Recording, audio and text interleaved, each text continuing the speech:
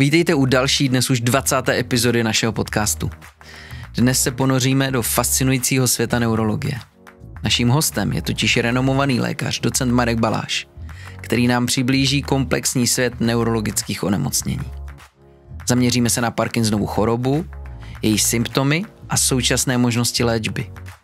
Budeme diskutovat o výzvách, kterým čelí pacienti s neurologickými poruchami a jakým způsobem jim dnešní medicína dokáže pomoct. Dotkneme se i významu pohybu a jeho vlivu na naše neurologické zdraví. Když vydržíte až do konce, zjistíte, jak zlepšit kvalitu vašeho života a s přehledem se dožít 100.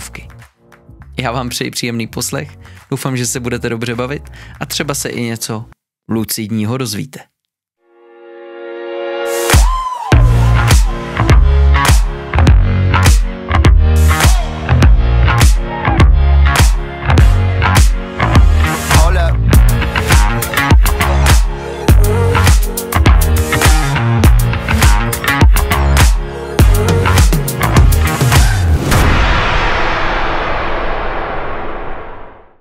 Naším dalším hostem je neurolog, doktor, docent Marek Baláš z Fakultní nemocnice u sv. Anny v Brně. Dobrý den, pane docente. Dobrý den, ďakujem pekne za pozvanie. Dobrý den. Dobrý den. Pane docente, děkujeme za váš čas, že jste přicestoval z Brna do Prahy a jako první, já jsem zmínil, že jste neurolog, tak jestli byste nám mohl přiblížit, co to neurologie je, za vědní obor, za lékařský obor a čím se zabýváte. Tak neurológia je rozsiahly obor, ktorý prakticky patrí medzi obory internej medicíny, takže to neoperačný obor svojou podstatou a zaoberá sa poruchami nervového systému, čo samozrejme znie tak ako nejasne možno, ale v podstate je to všetko od ochorení, ktoré postihujú mozog, miechu, nervy a prakticky aj veľká časť svalových ochorení vlastne spadá pod neurológiu. Môžeme z tých konkrétnych ochorení, ktoré budú ľudia poznať, sú to cievne mozgové príhody, tzv. Mŕtvice. To je vlastne taký vrchol tej akutnej neurológie, ale sú to rôzne záchvatovité stavy, či už z poruchou vedomia, ako sú epilepsie, záchvatovité bolesti hlavy a obecne bolesti hlavy, migréna napríklad známa v tejto dobe, mnoho neurodegeneratívnych ochorení, kam patrí Alzheimerová choroba, Parkinsonova choroba.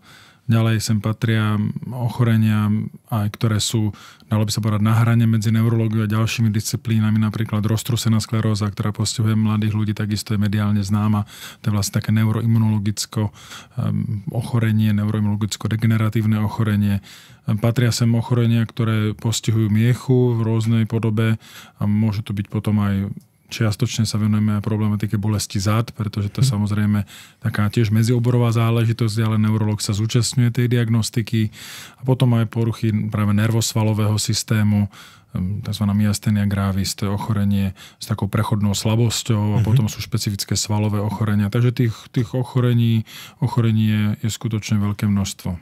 Vy jste zmiňoval onemocnění míchy a páteře. Ano. Co třeba taková spondylolistéza, kdy vlastně časté onemocnění L5S1, kdy mi meziobratlová ploténka utlačuje na míchu a působí mi to nějaké problémy. Tím se taky zabýváte tímhletím? Áno, ako som tak opatrne už zmienil diagnostikou. V prípade, že je tam nejaká porucha ploténky alebo listéza, to znamená posun tých obratlov voči sebe a je možné operačné riešenie, tak potom tú operatívu už vykonávajú spriateľené naše disciplíny, čo môžu byť napríklad ortopédi a predovšetkým neurochirurgovia. Takže tam to je podobne, ako keď si predstavíte internista a chirurg sa môžu starať o nejaké ochorenie, alebo kardiológ a kardiochirurg, tak sa môžu starať o srdce z rôznych aspektov, tak podobne neurológ a neurochirurg sú dve disciplíny, ktoré na to pristupujú každá trochu inak.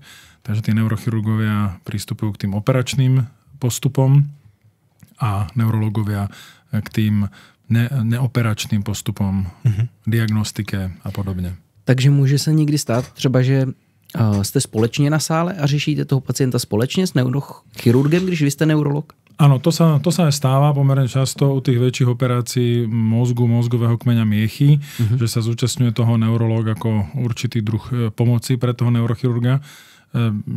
Vykonáva väčšinou nejakú diagnostickú metódu, ktorá napomáha dávať extra informáciu neurochirurgovi o pozícii alebo o tom, ako ďaleko vstúpil do toho nervového systému a keď je napríklad už dosiahnutá tá správna oblasť alebo ak sa náhodou dostáva do nejakej oblasti, kde by sa nemal, tak je možné túto informáciu mu dať. To sa týka rôznych ochorení.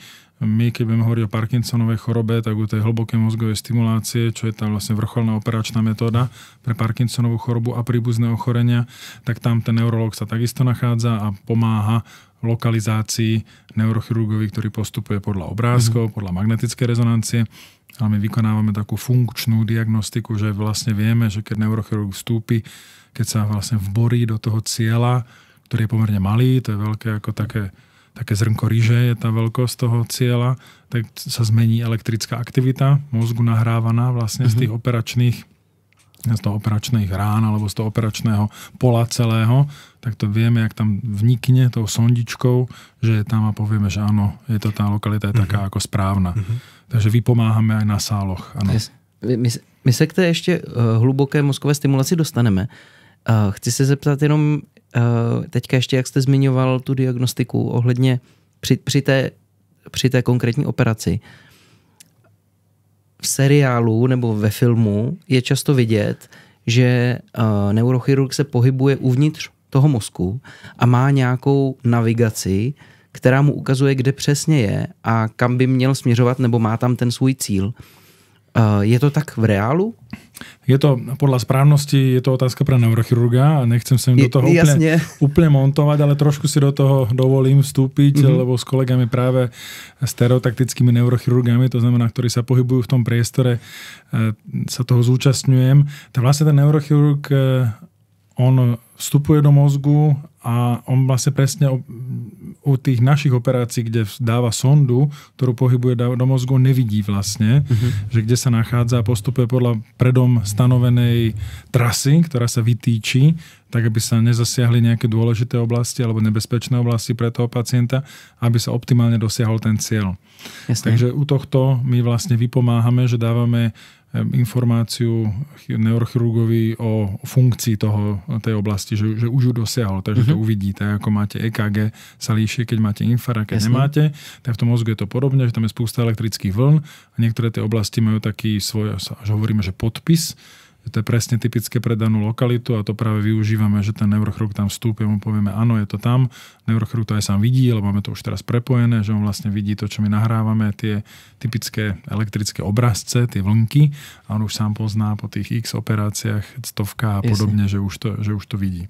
Takže je to veľmi náročné pre neurochirurga, lebo mnohokrát priamo nevidí, že kde sa nachádza, musí postupovať podľa atlasov, podľa snímkov toho, ktorého pacienta, podľa nejakých oficiálne stanovených koordinát, ktoré vlastne oni dopredu počítajú. Takže časť tých operácií je vlastne predĺžená, že vlastne pacient si ešte myslí, že nič sa nedeje, ale tá operácia ako keby beží vo virtuálnom priestore, keď sa plánuje na základe jeho mozgu. Pacient čaká, už je tam od rána pripravený na tom, niekde na tom miestnosti pri operačnom sále a čaká, čo sa deje. Myslí si možno, že ten neurochirurg je na káve alebo s niekým sa baví, ale nie. Ten neurochirurg s biomedicínskymi inžiniermi, prípadne s neurologmi sedia a sledujú mozog toho pacienta, plánujú tú trasu, aby bola optimálna, aby nedošlo k nejakému problému. A u toho pijou tu kávu a dávají si svět. Je to možné. Já jsem se právě chtěl zeptat, jaký je rozdíl mezi neurologem a neurochirurgem a teďka, jak se to o tom hovořil, tak mi to přišlo, že pokud mě jako pacienta bolí záda, tak primárně přijdu pokud pomineme nějakého praktického lékaře, za neurologem. Ten problém zdiagnostikuje a v případě, že je potřeba chirurgické řešení, to znamená například u té páteře dekomprese stabilizace, výjimutí meziobratlové ploténky, tak to provádí neurochirurg. Áno, je to tak. Výborně. Takže perfektne, ale... Takže som to pochopil úplne super, no ale je vidno, že sa venujete tejto oblasti, používate vysokoodborné termíny, takže skôr ja musím byť opatrný, aby som vám to presne podal tú informáciu. Ne, vy ste to správne vysvetlil takže ja som to správne pochopil. Tak sme si polichotili, to je pekné. Můžeme pokračovat. Vy jste vlastně v rámci toho oboru zmiňoval, že se zabýváte i degenerativními chorobami. Jaké jsou nejčastější choroby v populaci celosvětové, ale i třeba české? Tá degenerácia je taký všeobecný proces. Môžem povedať, že v podstate nejaká časť degeneratívnych zmien ide aj s vekom. My vieme, že vlastne postupom času od určitého veku, ktorý je možno pre niekoho ako príliš včasný, ale už potom 30., 40., 50. roku už u časti pacientov dochádza k zmenšovaniu objemu mozgu a ten mozog tzv. Atrofizuje. To nemusí mať nejaký dopad na funkciu, na fungovanie toho mozgu. To je len to, čo vidíme napríklad na nejakých snímkoch, keď ten pacient má bolesti hlavy, iný problém, tak vidíme, že ten starší mozog vypadá trochu inak, ako ten mladší. To obecne nemusí hovoriť nič o tej funkcii, ale máme čas ochorení, kedy určitá časť toho mozgu sa začne zmenšovať a stráca funkčnosť, alebo aj celé systémy vnútri toho mozgu strácajú funkčnosť, ubývajú tam neuróny a ich spojenie s okolím viac, jak by to bolo vhodné a oveľa rýchlejšie ako to okolie, a to sú tie neurodegeneratívne ochorenia. Najznámejším, najčastejším je Alzheimerová choroba s poruchou pamäti, ktorá je určite ako číslo 1, čo sa týka počtu pacientov a možno aj pozornosti do nejakej miery. Na druhom mieste sa pohybuje práve Parkinsonová choroba, ktorú ja hovorím, že áno, že on je na druhom mieste, ale na rozdiel od Alzheimerovej choroby je na prvom mieste, čo sa týka liečiteľnosti, alebo tých postupov relevantných, ktoré prinášajú pacientovi dlhodobé zlepšenie stavu. Pre pacienta s Parkinsonovou chorobou máme v rezerve mnoho. Pre pacientov s Alzheimerovou chorobou to bohužiaľ tak zatiaľ není, aj keď tá situácia veríme, že sa zlepší a zlepšuje sa, sú v príprave nové lieky a podobne.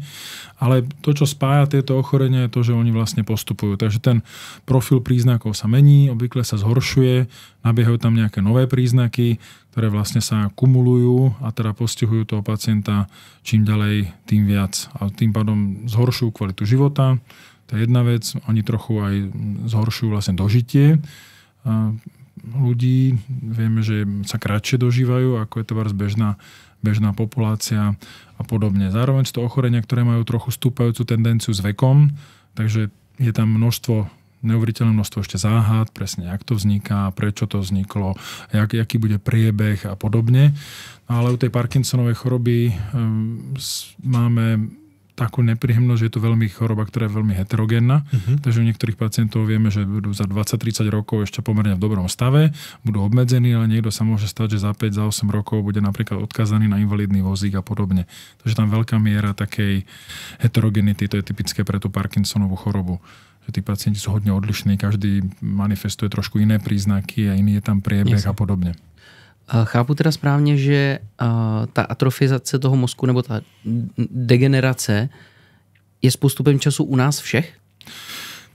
Áno, v podstate áno. Väčšinou sa ten objem mozgu zmenšuje po 30-ke. My sme dizajnovaní na ten praveký život, kde vlastne tá 25-ka je už taký ako zrelý starší vek a tá 30-ka je väčšinou už to obdobie 30-35, kedy už to proste skončí celé z rôznych rizík zranení a drobností a tak ďalej. Čomu sa my teraz elegantne vyhneme a preto vyvíjame ochorenia tzv. Tie civilizačné alebo tie, ktoré súvisia práve s tou dĺžkou života, ktoré by sme inak ani nedostali, lebo by nás niečo zadupalo, sežralo, aby sme zmrzli.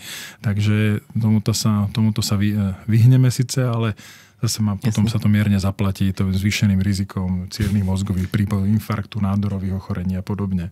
A existují nějaké výjimky? Jako třeba takhle, já směřuji k otázce, jestli existuje nějaká rada, jak se chovat, abychom se té degeneraci našeho mozku vyhnuli. Áno, je to jediná rada, je univerzálna a je vlastne, ešte budem zmieňovať, dúfam mnohokrát dnes, je to fyzická aktivita. A to je vlastne to najhoršie, lebo sa musíte ísť hýbať niekam. A my práve, jak sme na tej savane zvyknutí, tak to telo sa chce najesť a chce oddychovať, lebo ono očakáva, že teraz najbližšieho pol roka možno už nič nechytíme a budeme sa živiť len korienkami, aby je to tragédia. A ten organizmus on nevie, že zase si skočíme nakúpiť alebo si to naklikneme na internete a dorazí ľubovoľné množstvo jedla, alebo niekto má menšie, väčšie. Máme ohromne krásny prísun, ale vlastne nemáme to.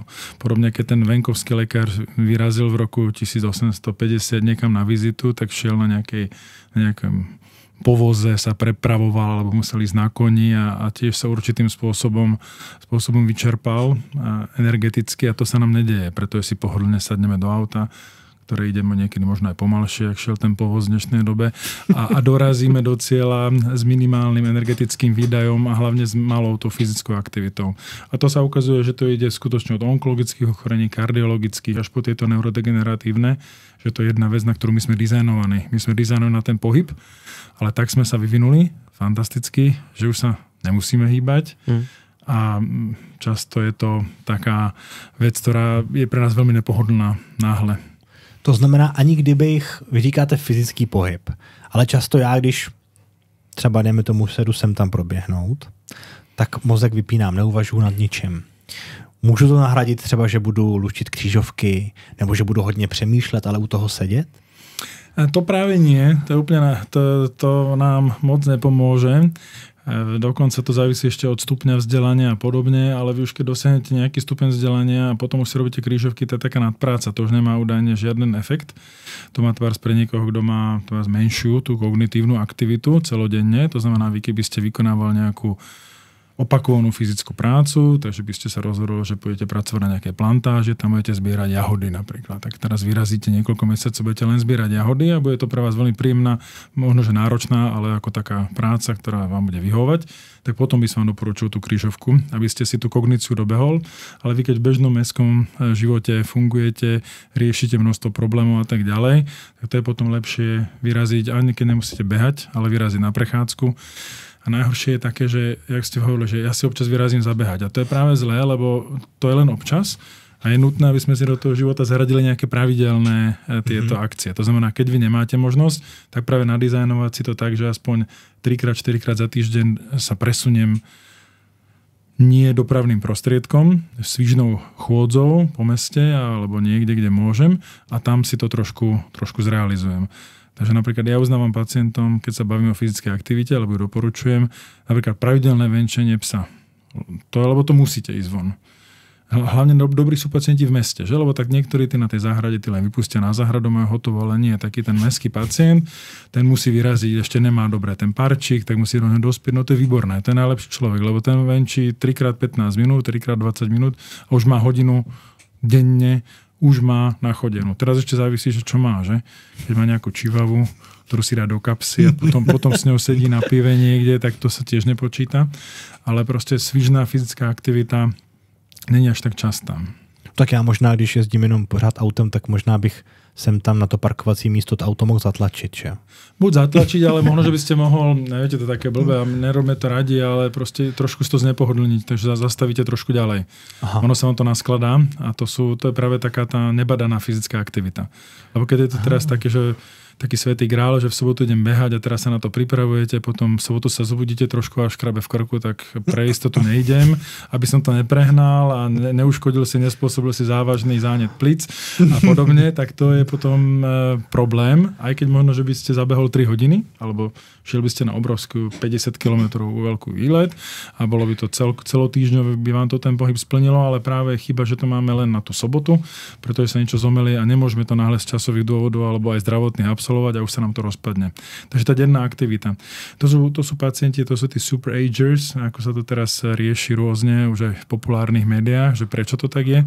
A oni to práve majú, že majú tú pohybovú aktivitu. To je niekto, kto si chodí niekde pre vodu napríklad, že on nemá, že žije na tom gréckom ostrove, síce krásny výhľad, ale je to skala a ten pán musí vyraziť každý deň 400-500 metrov prejde, aby si nabral tú vodu.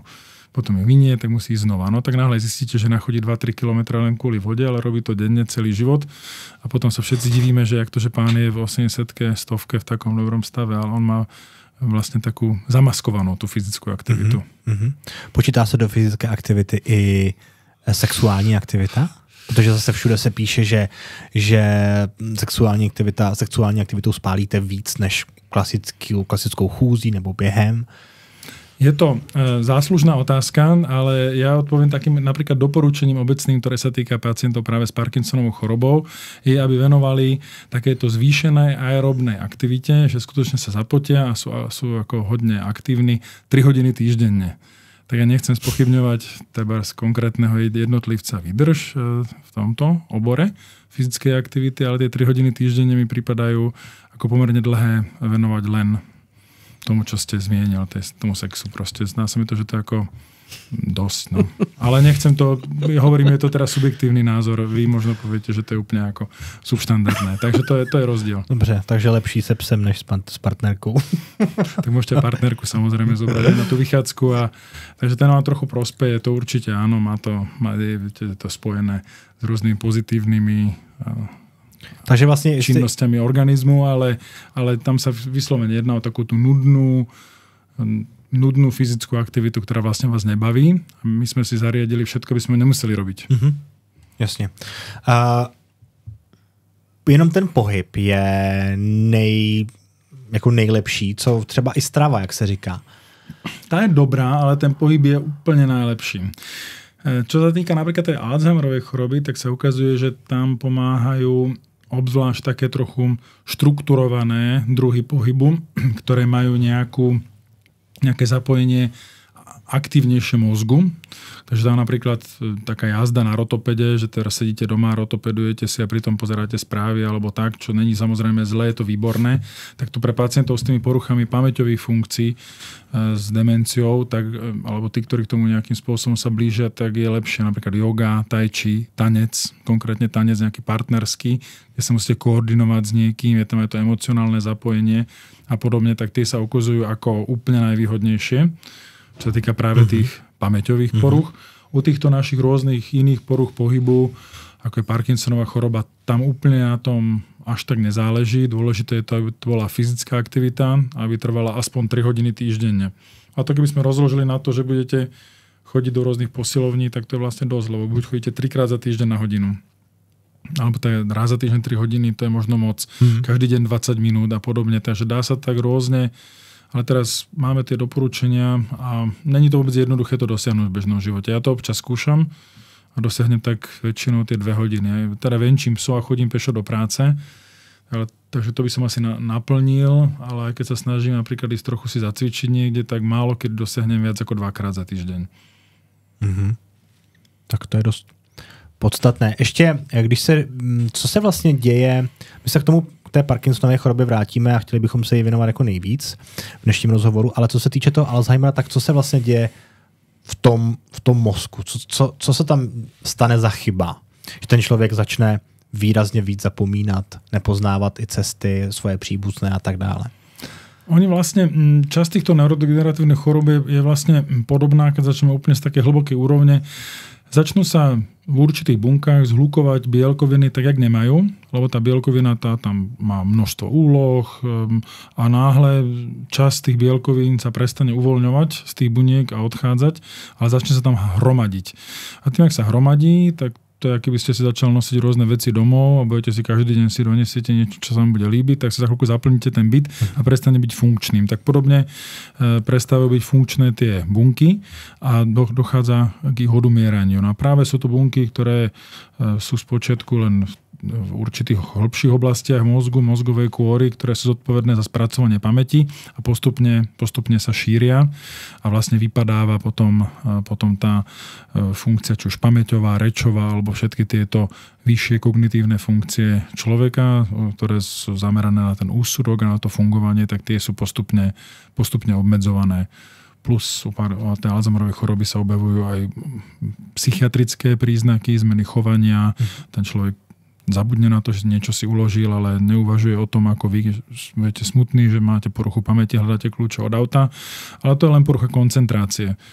Ale ten pacient, vy viete, že ste ich asi niekde založil, ale ten človek s Alzheimerovou chorobou môže mať tú psychiatrickú zložku v tom, že on bude teraz podozrievavý, bude paranoidný, bude si myslieť, že to je spiknutie, že mu ich úmyselne odložil niekto z rodiny, alebo naopak nejaký zlý kolega z práce mu ich založil a bude uvažovať týmto spôsobom. Takže je tam už vlastne také vážnejšie narušenie. Určite to nie sú také tie naše bežné poruchy pamäti, že ste mal niekde byť a zabudol ste na to pod tlakom iných akcií a tak ďalej. Jak se tá nemoc dá léčit v dnešní době? Do značnej miery obmedzenie. Len začínajú teraz byť schvaľované, zatiaľ v USA sú už a v EU teraz budú schválené lieky, ktoré už trošku vstupujú do toho procesu, ktoré by mohli byť takým výraznejším prelomom. Sú to vlastne monoklonálne protilátky, ktoré ovplyvňujú práve zhlukovanie tej bielkoviny amyloidu tak, aby sa zhlukovala menej. Tie štúdie, ktoré vyšli, neboli úplne 100% všetky jednoznačné, ale boli natoľko vhodné, že už sa registrovali tie lieky a prebiehajú ďalšie, tak veríme, že to bude do budúcnosti taká určitá nádej. Momentálne sú lieky, ktoré trochu vedia tomu pomôcť na takej biochemickej úrovni, že zlepšia dostupnosť niektorých chemických látok, ktoré vypadávajú kvôli nečinnosti tých buniek, ale vlastne ten rozhodujúci prielom na ten sa ešte čaká. A je to rozsiahly výskum, ktorý beží 50 rokov a ešte nemáme úplne, už to není úplne hotovo zase z hľadiska neurovied. Pracuje sa na tom. Dobře. Jakou míru v tom hraje genetika? Rôznu. Keď budeme hovoriť napríklad o Parkinsonovej chorobe, ku ktorej sa teda blížime, tak tam máme asi len 5 až 10% takých priamých geneticky dedičných ochorení. Tá sa zdá, že je viacej, nazvime to náhodne vzniknutá, alebo pôsobením iných faktorov. U tej Alzheimerovej choroby tam sú rôzne rizikové faktory. O časti pacientov asi u tretiny sa objavujú nejaké príbuzenstvo, že to malo a podobne. Tak tam sa zdá, že je to vo vyššej miere, jak u tej Parkinsonovej choroby, ktorá je teda ale poruchou pohybovou primárne. Dobře. Pojďme teda k té Parkinsonově chorobě. To znamená, je to další neurodegenerativní onemocnění mozku nebo nervových spojení. Tak. A jak ho já jako laik poznám? Když mi budou začínat příznaky, jestli můžeme zase začít, co se děje v tom mozku a jaké symptomy to přináší pro tu danou osobu. Tak úplne ideálne bola, vy ste použili vlastne dve definície, ktoré vám pripadajú len ako spresnenie, ale je to presne ono, že je niekoľko podtypov tej Parkinsonovej choroby. Jedna sa nachádza v mozku a druhá sa nachádza v nervových častiach niekde inde. Máme ochorenia, alebo máme časť Parkinsonovej choroby, ktorá vlastne skôr prejavuje v tele. To sú ľudia, ktorí začínajú zácpou, lebo tam máte spustu nervových buniek, máme aj ve střevie. To sa dnes hovorí, že to je dôležité, tá funkcia střevatých baktérií a podobne, tak podobným spôsobom to je aj u mnohých neurologických ochorení, že to zohráva svoj význam. A zdá sa teda, že u časti pacientov to začína ako keby v střevie a šíri sa to potom v nervových spojeniach až do mozgu. A u niektorých naopak to začína v mozgu a potom sa to šíri do takej strednej časti mozgu do tých okolitých. Takže je to taký tiež postupný proces, kedy tie bunky, ktoré nefungujú, sú to rôzne podtypy, sa postupne vlastne vypadáva ich funkcia. Najviditeľnejšou funkciou alebo činnosťou narušenou je práve pohyb a najviac postihnuté bývajú bunky, ktoré súvisia s fungovaním dopamínu. Ten dopamín, ten má množstvo úloh v mozgu. Jedna z nich je napríklad tie príjemné pocity šťastia, keď sa vám niečo podarí, alebo pristane vám nejak viacej peňazí, ak ste čakali na účte, teraz sa človek zaraduje, alebo sa teší na dovolenku, tak to je ten dopamín. Takže časť tých pacientov môže mať aj také príznaky, ktoré súvisia so zhoršením nálady a podobne. Ale dopamín aj pomáha zlepšeniu a vyhladeniu toho pohybu, ak bol veľmi presný. Takže vlastne dochádza k narušeniu toho pohybu. Najčastejšie sú pacienti diagnostikovaní práve keď začnú mať tzv. Hybné, my to nazývame, že motorické príznaky, kedy sa zhorší hybnosť. Takže ten človek si všimne, že napríklad chodí, alebo okolie si to niekedy všimne a povie, že ťahá jednu nohu za sebou, alebo si všimne neobratnosť jednej ruky, mierne začne byť horšie pohyblivá. A u časti pacientov sa objavuje třes. Ten třes je asi u 3/4 pacientov a ten je dobrý v tom, že to ľudia vedia, že to je niečo neurologické a ten pacient sa dostane pomerne rýchlo k neurologovi. Tých 20-25%, ktorí majú len tú zhoršenú obratnosť, tak často to pripisujú niečomu inému, takže si povedia, to je z veku a to pretože ma bolia záda a teraz to rehabilitujú, tak tí trochu neskôr sa dostávajú potom do tej neurologickej péče, ale to je to motorické štádium, ale ono ho asi podľa všetkého minimálne opäť o 10 rokov a zdá sa, že aj viac ho predbieha tzv. Premotorické štádium, kedy bývajú napríklad zhoršenie nálady. Ten človek je tak dlhodobejšie depresívny, alebo majú práve zácpu. Takže stolica menej ako 1-krát denne, to už môže znamenať riziko, nehovorím nutne Parkinsonovi, ale nejaké neurodegenerácie.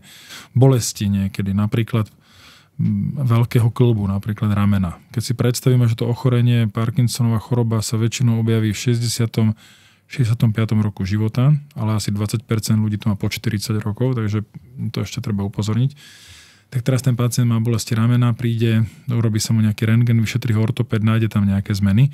Ale liečí sa ten pacient so striedavým úspechom a nemusí to viesť k veľkému efektu. Potom sa objaví tres, doplní sa mu nejakým spôsobom dopamín a niekedy aj tie bolesti ustúpia a pozitívne sa to ovplyvní. Takže tie príznaky sú väčšinou plíživé, rozvíjajú sa postupne, väčšinou niekoľko rokov. Je tam také dlhé nešpecifické to premotorické obdobie a potom sú to základné príznaky spomalenosť, třes a taká svalová zatuhlosť.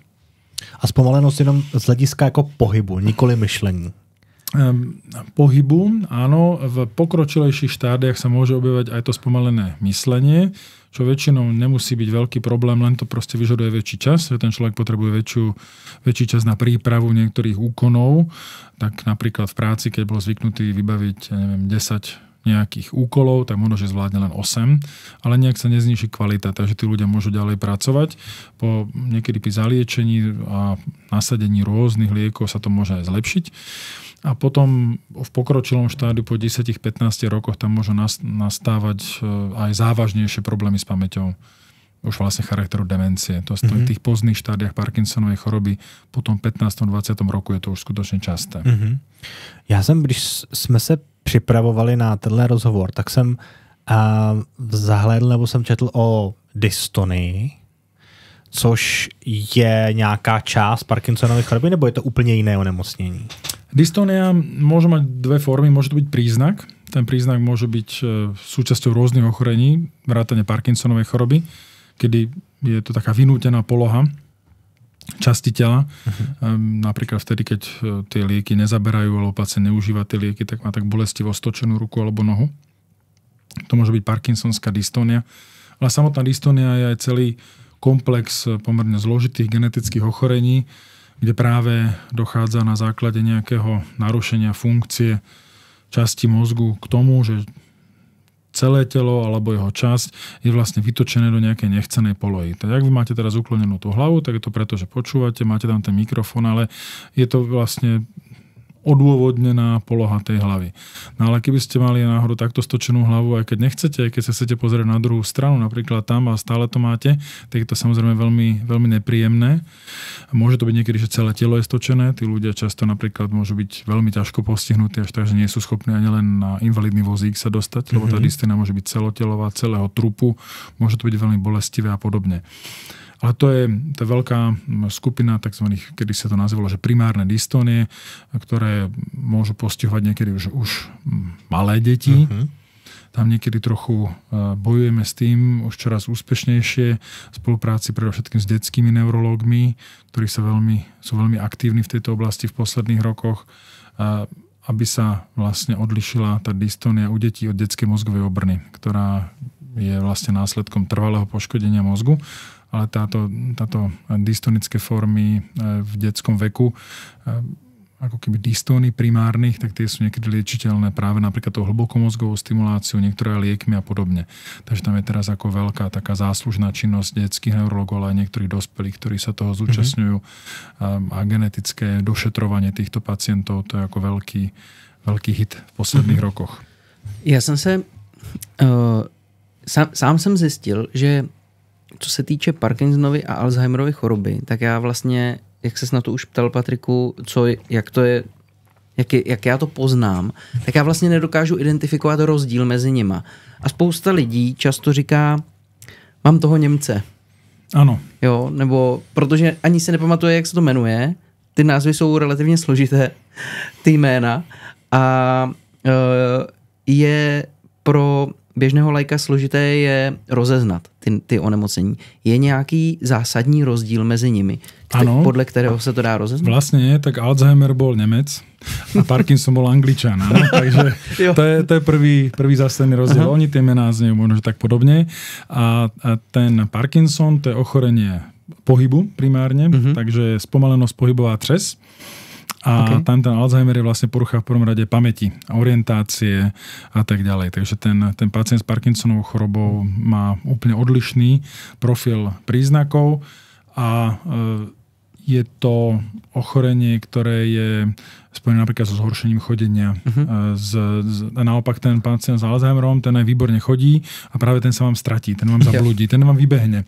Áno, ale ten pacient, keď to takto do čierneho humoru trochu otočíme, kým ten neliečený pacient s Parkinsonovou chorobou, ten by možno sa krásne vrátil a zorientoval sa nádherne vo veľkom meste, ale práve tá pohybová limitácia môže byť veľmi veľká, že vlastne nebude schopný ani dostatočne ďaleko odísť, alebo tá chôdza bude nekvalitná a podobne. Takže tak. Ale našťastie pre toho pacienta s Parkinsonovou chorobou máme výraznú ako možnosť pomoci, liečby a podobne.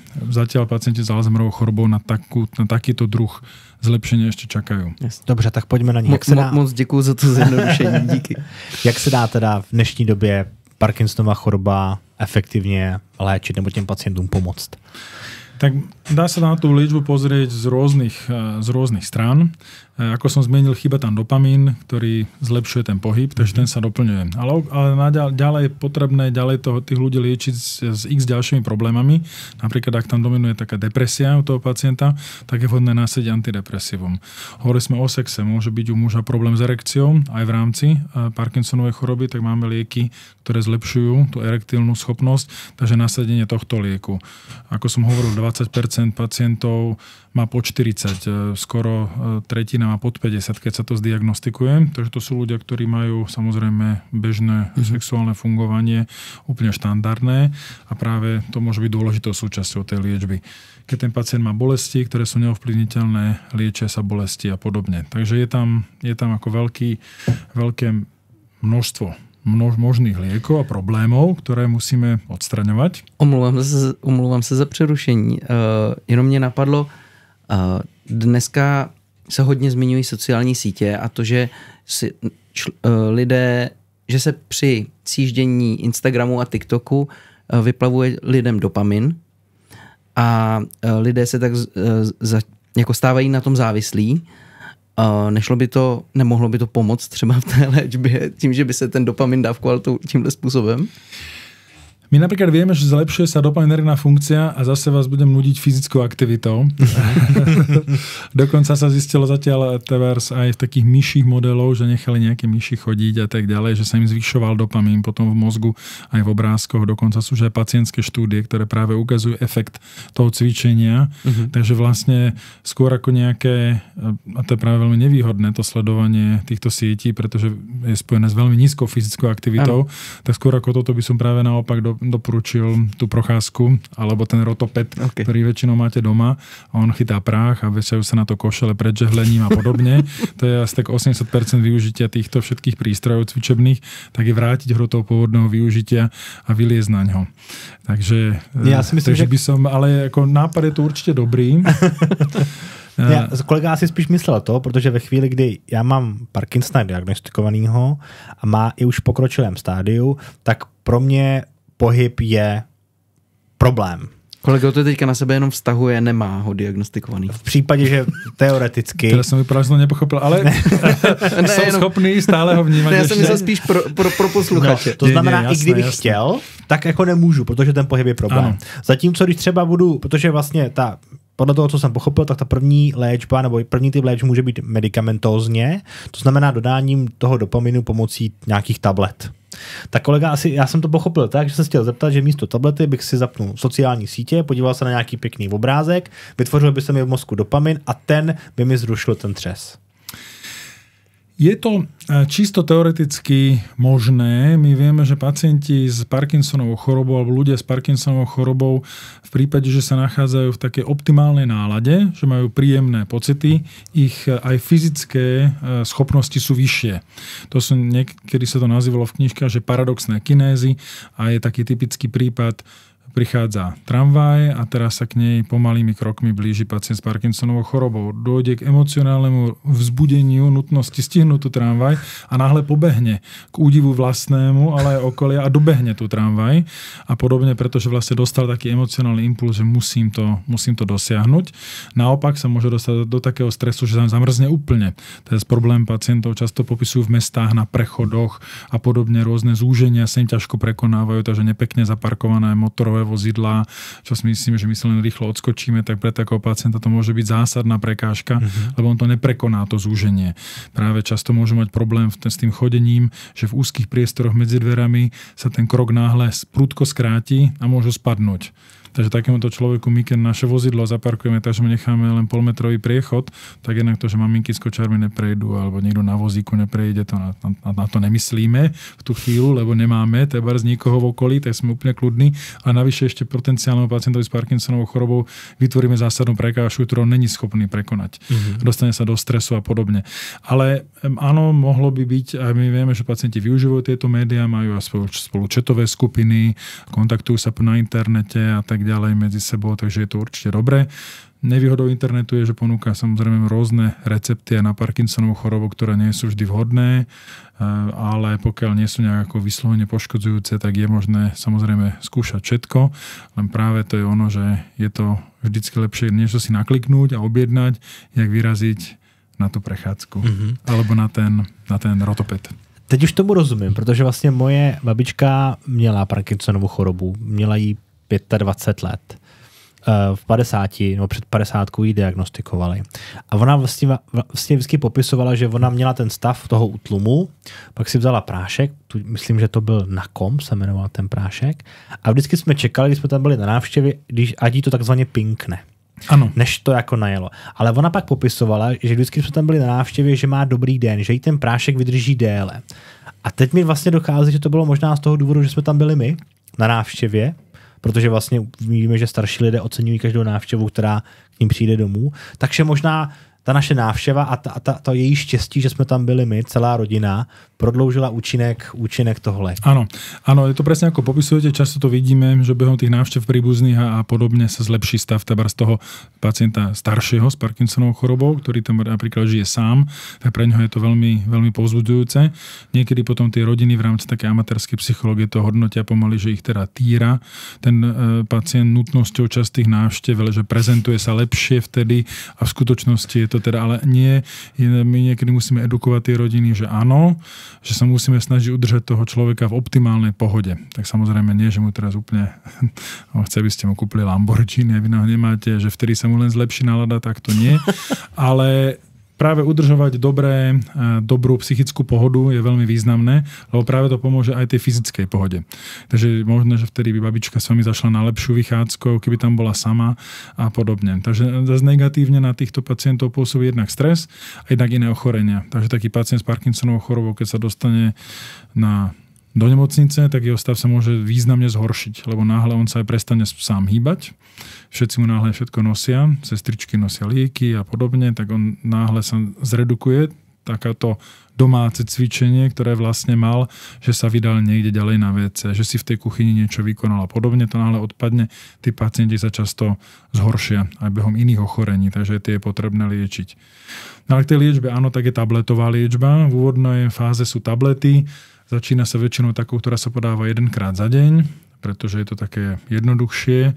Ona nie je až tak vysoko účinná, ale u časti pacientov pokrie tie úvodné príznaky a je to veľmi vyhovujúce. Dokonca tá prvá fáza tej liečby je vo forme náplastí. Je to pre tých ľudí, ktorí nemajú radi tú tabletku. Zase naopak niektorí ľudia potom nemajú radi tú náplasť, pretože to si musíte lepiť, to je niečo externé, nedrží to a podobne u časti pacientov, ale je to vhodný začiatok liečby, ale potom väčšinou po roku a niekedy hneď alebo niekedy do 2 rokov sa prechádza na väčšie množstvo liekov, práve jeden z nich ste zmienili, ten Nakom. To sú lieky, ktoré obsahujú levodopu.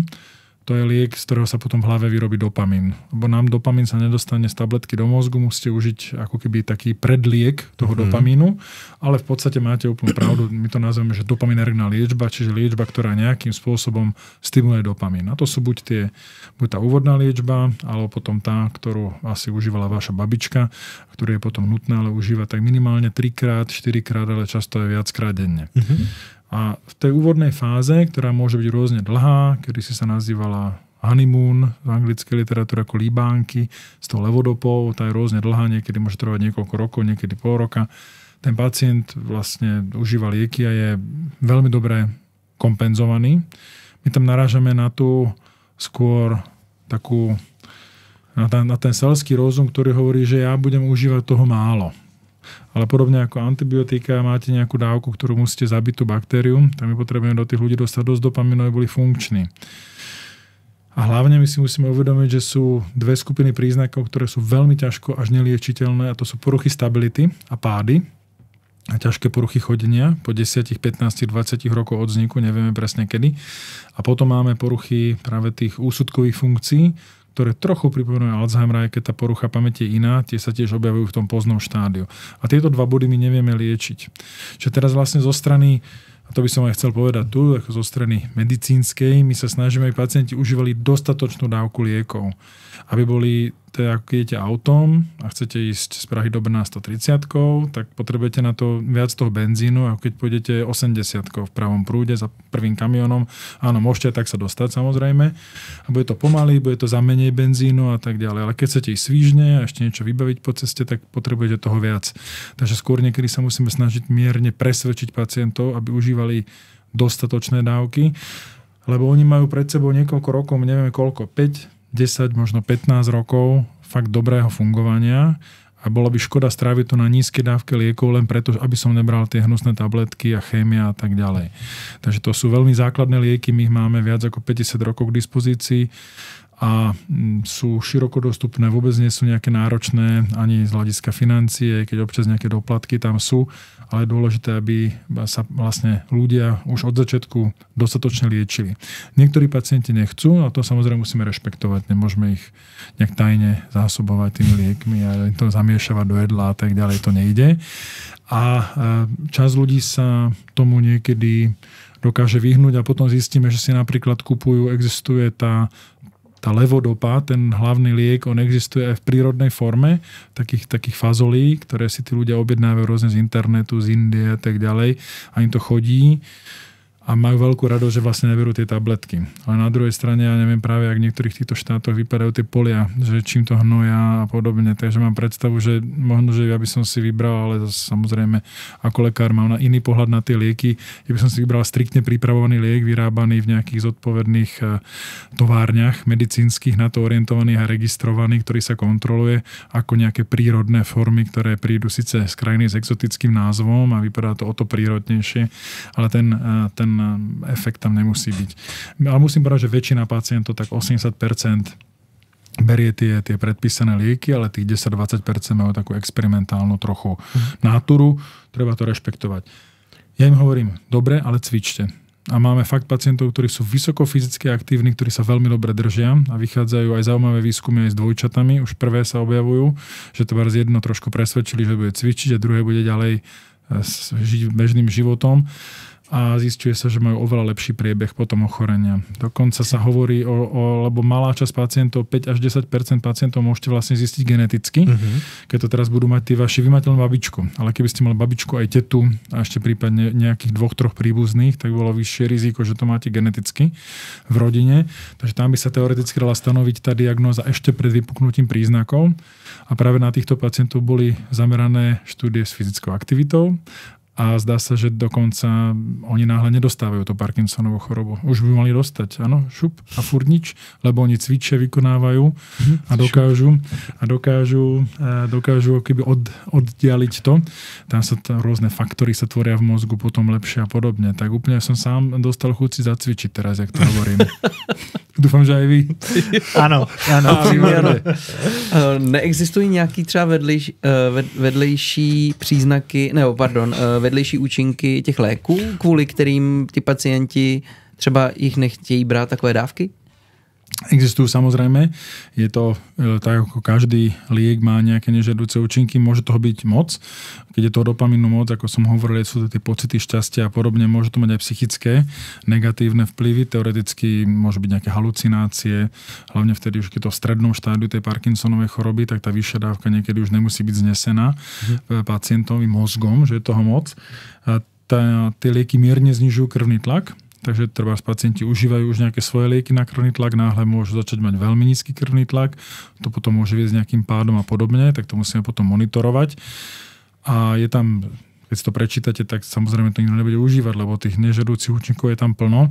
Ale my to väčšinou nastavíme veľmi postupne, takže my s tým počítame, my nechceme pacientom nejak spôsobovať problémy, takže snažíme to naladiť tú dávku, takže postupuje sa väčšinou skutočne z malého množstva a veľmi postupne do nejakých vyšších účinných dávok.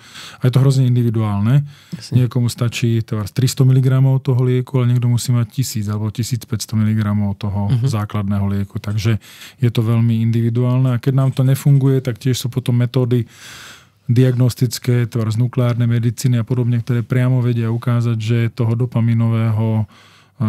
tej dopaminovej tkáne je vlastne málo v tom mozgu. To sa dá urobiť v rámci diagnostiky už hneď, alebo v priebehu ochorenia, že skutočne sa dá preukázať, že tam je znížené fungovanie dopamínu. Ono to nepotvrdí, my nemáme nejaký test, jeden z krvi, že by sme vedeli povedať, že to je 100% Parkinsonova choroba. My tú diagnózu väčšinou stanovíme niekoľko rokov podľa typického obrazu, ale veľmi typické je, že tí pacienti sa výrazne zlepšia po tých liekoch. Takže keď už niekto prichádza, že už má nasadenú tabletku, alebo 2, alebo 3, 4 a mu fungujú a teraz sa dotazuje, mám skutočne túto chorobu, tak mu vieme povedať, no zdá sa, že áno, máte tu už 5 rokov, zlepšili ste sa, fungujete takto a takto, eventuálne to vieme otestovať potom nejakými ďalšími testami. Ale nemáme jeden diagnostický test, čo práve býva občas takou záhadou. A záleží u tady toho onemocnění, kdy ten pacient přijde, to znamená, čím dřív přijde, tím lepší bude mít průběh, nebo je to jedno? Práve, že to ku podivu není jedno, lebo tým, jak vlastne v momente, ak máte takúto chorobu, tak máte nejaký stanovený čas, ktorý vlastne nikto nevie, úplne presne sa nedá stanoviť, do toho, než sa objavia tie príznaky, ktoré sú skutočne zásadne problematické. A teraz, keď ich strávite niekoľko rokov zlehybný, bez liečby a miniete si polovicu toho času, tak považujeme to za veľkú chybu, lebo to už sa vlastne nedá vrátiť. Si nepovieme, no tak nevadí, tak teraz ste 4 roky sa trápil, ale my vám to teraz zase pridáme na konci tej choroby, dostanete zase tie 4 roky ako keby spátky, to sa tak nestane. Proste máme tam niekde takú tú líniu, kde narazíme na neliečiteľné problémy.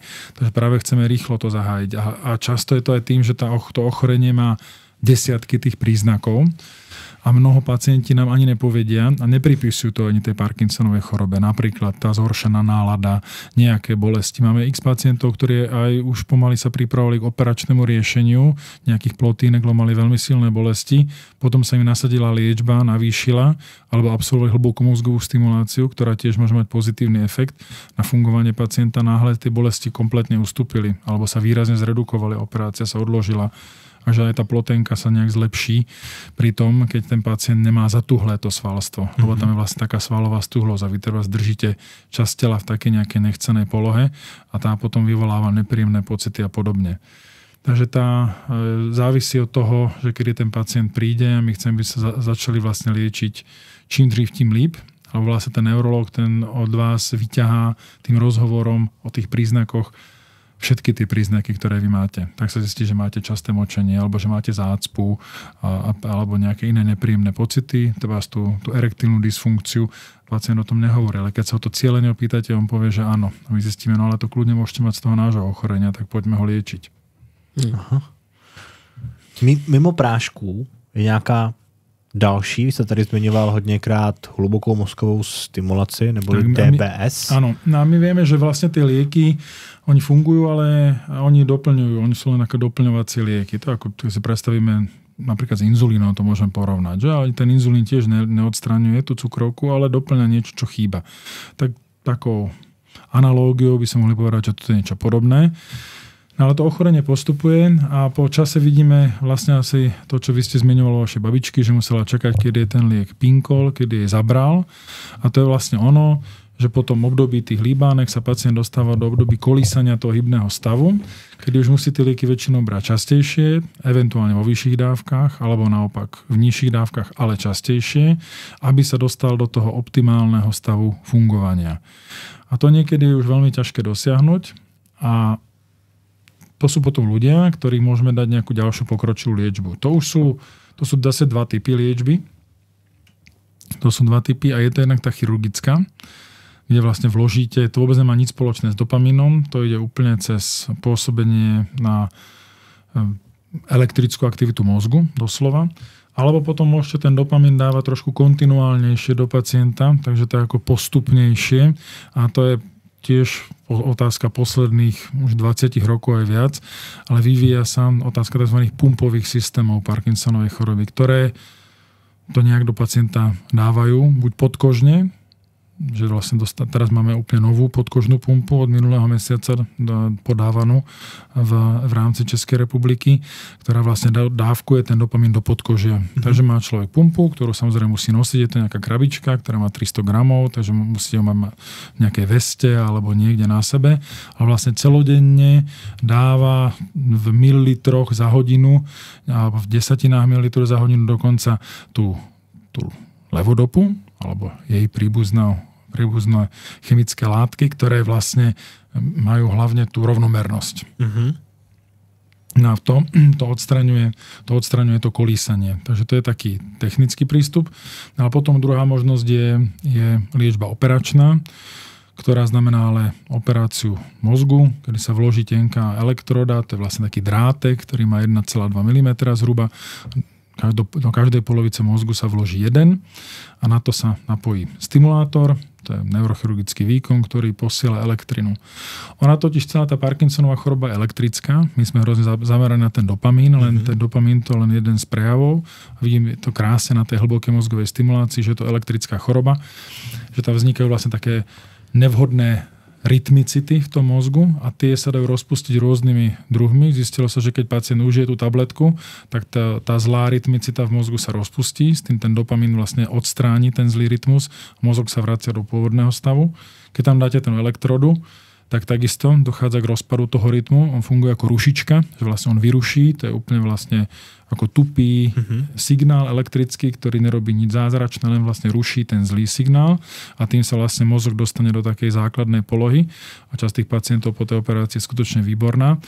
A potom, ako iste očakávate, fyzická aktivita a cvičenie tiež rozpúšťa tento zlý rytmus, túto zlú betu, takže to je zase ďalší dôkaz. Sa ukázalo, že skutočne, keď pacienti boli takto skúmaní, si zacvičili náhle, takže im to zmizlo, proste tá zlá aktivita na nejakú dobu, netrvale. Takže je tam niekoľko spôsobov. No a potom existujú ešte ďalšie metódy, ktoré som zatiaľ vynechal, ktoré sú ako mimo neneurologické alebo niečo ako neurológia plus, ale je to funkcia logopédov. Tí pacienti, keď hovoria, majú Parkinsonovú chorobu, majú problémy s rečou, majú problémy jednak s výslovnosťou, môžu mať zhoršený hlas a podobne, tak toto sa dá nacvičiť logopedicky. Aj keď nie zďaleka všetci logopédi sa venujú pacientom s Parkinsonovou chorobou. Takisto pacienti môžu mať v tom strednom pokročilom štádiu problémy s polikáním. Tomu sa tiež venuje skupina logopédov, ktorí sa venujú otázke toho polikánia, takže napríklad naučiť, že pacient sa má predkloniť, alebo má piť, môže mať zahustenejšiu niekto tú tekutinu, alebo naopak niekto horšie poliká tie tuššie časti, takže to je veľká záležitosť, dôležitá pre tých pacientov, veľká vec. Takisto energetický príjem. Pacienti sa stane, že vlastne sú tak spomalení, že menej konzumujú to jedlo, pomalšie im všetko trvá, takže nedojedia. Potom tí starší ľudia nemajú dostatok vlastne bielkovín v tele, chradnú, menej sú schopní vykonávať tú fyzickú aktivitu, menej sú schopní chodiť a podobne. Takže problematika výživy.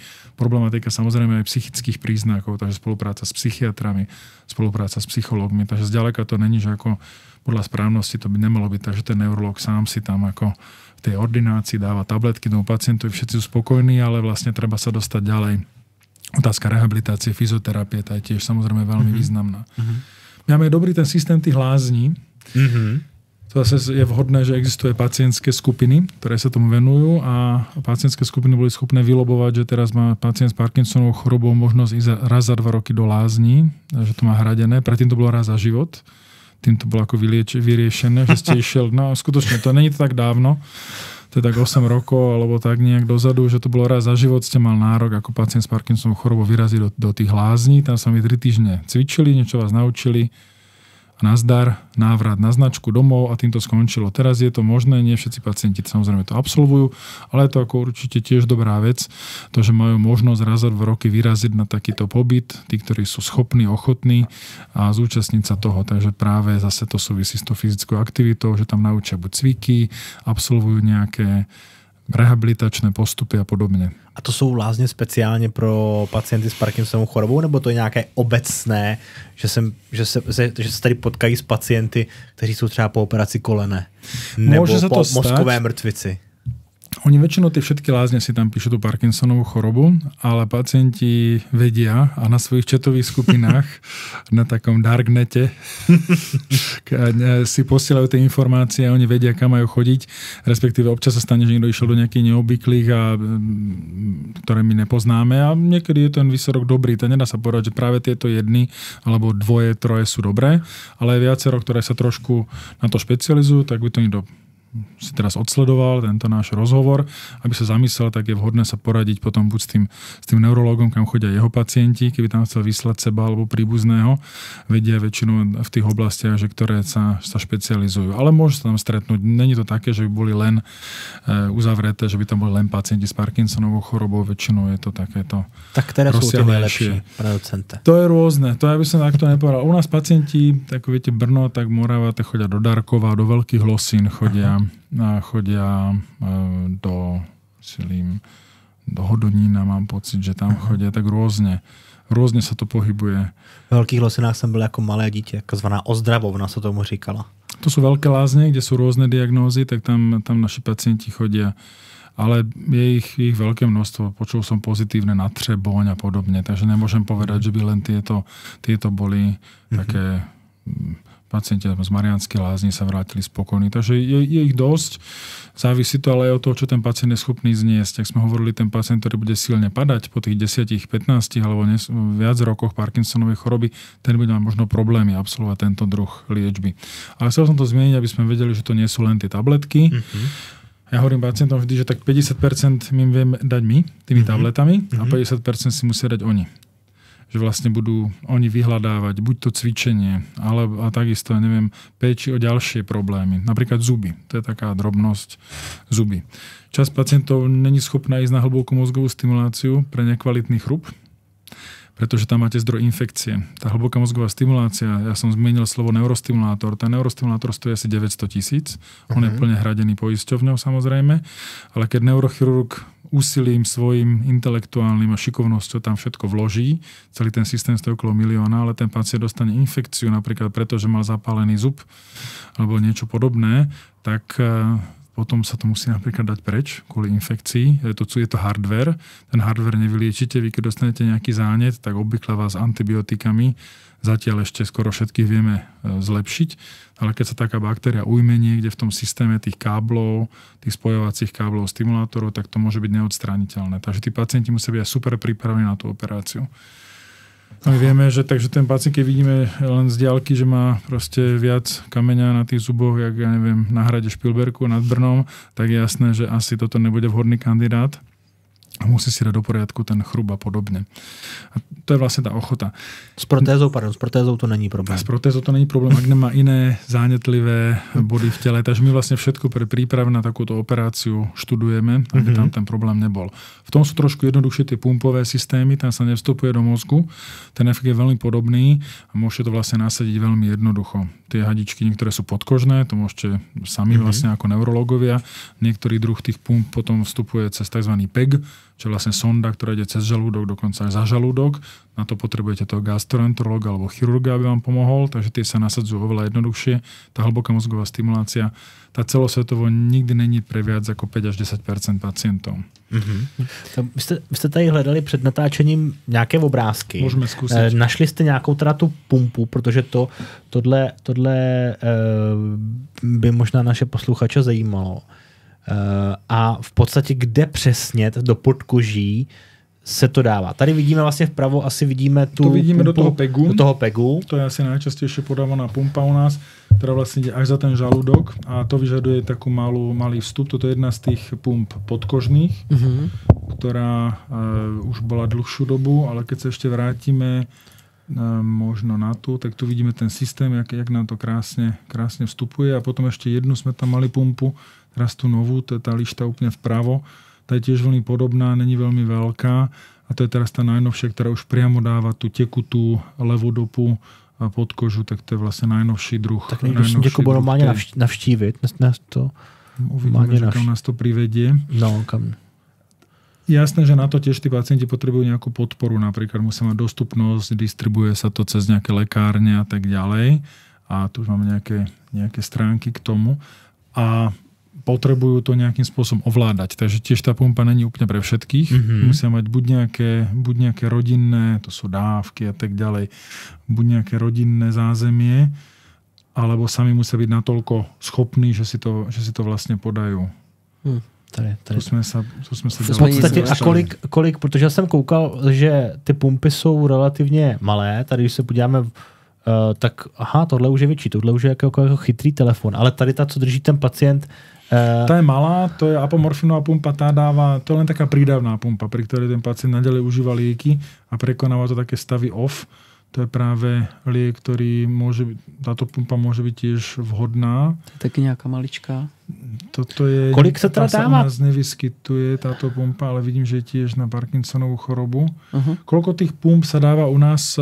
Ne, takhle, kolik mililitrů denně té levodopy se jako dává, protože tady koukáme, že tady vlastně k tomu je přidaná, možná není na tu Parkinsonovu chorobu, ale maximálně 20 tam je, 20 ml stříkačka k tomu.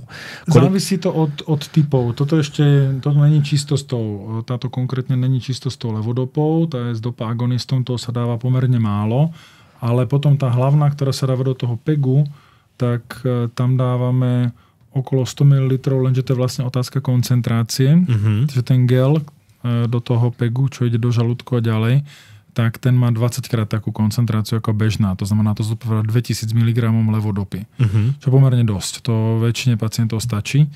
A teraz tá tekutá, tá má podobnú, ale tam ešte asi o 10% vyššiu biologickú dostupnosť. Ak je v tej tekutej forme, tak sa to lepšie dostáva ďalej do tela. Takže tá tiež zodpovedá zhruba podobnému. Takže väčšine pacientov to stačí. Teraz tá nová pumpa, tá dokonca sa necháva na celých 24 hodín. Takže aj tu noc práve prekoná, kedy tí pacienti niekedy bývajú zatuhli a podobne. Ten pacient si teda může vybrat, jestli bude pobírat prášky, nebo jestli si vezme tu pumpu, nebo jsou tam nějaká speciální kritéria? No, sú tam kritéria, že vlastne pacient týmto pokročilejším metodám vstupuje vtedy, keď tie lieky prestanú fungovať. Ono málo kedy sa to deje, že by tí pacienti sa toho dožadovali, že by to chceli už hneď od začiatku. Není to ani vhodné z rôznych dôvodov, je to predsa len vstup do tela, ono sa zdá, že nejaká podkožná pumpa, ale je to aj riziko nejakej infekcie. A PEG, keď máte, tam je vlastne komunikácia neustále medzi žalúdkom a vonkajším prostredím, tiež vstupná brána pre infekcie, tak sú to všetko invazívne metódy. A tá hlboká mozgová stimulácia, musíte absolvovať neurochirurgickú operáciu. Tá sa môže komplikácia, ktorá je síce vzácna, do 0,5% prípadov, ale môže byť krvácanie priamo do mozgu. Takže to sú všetko určité rizika týchto invázií.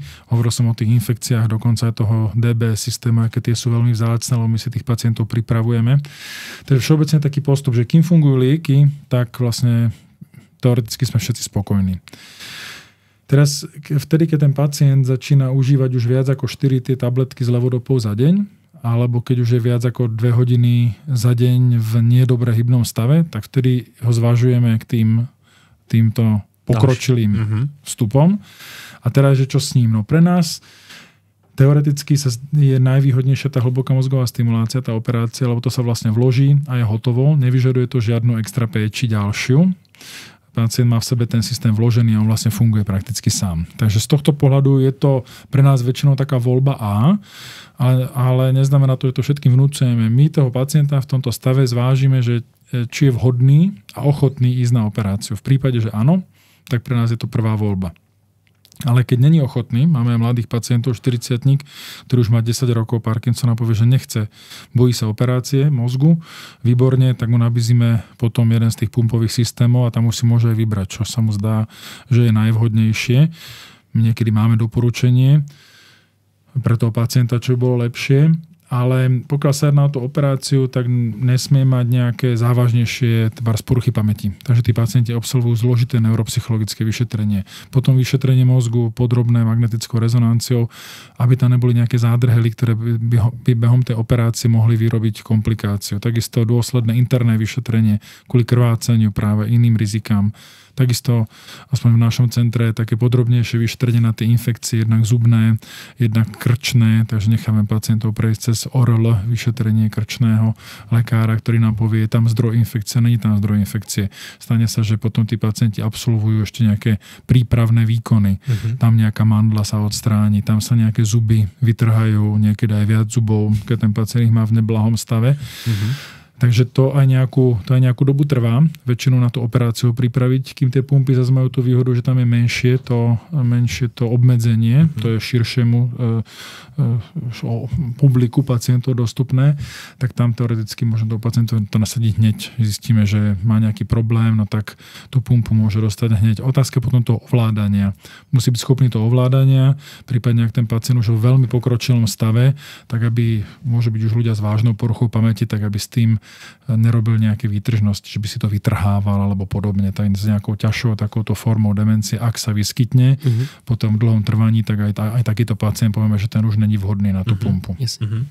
Dobre, co se týče té hluboké mozkové stimulace. Ano. Tam máme taký obrázek. Tak ten si môžeme pozrieť, môžeme si povedať tomu systému.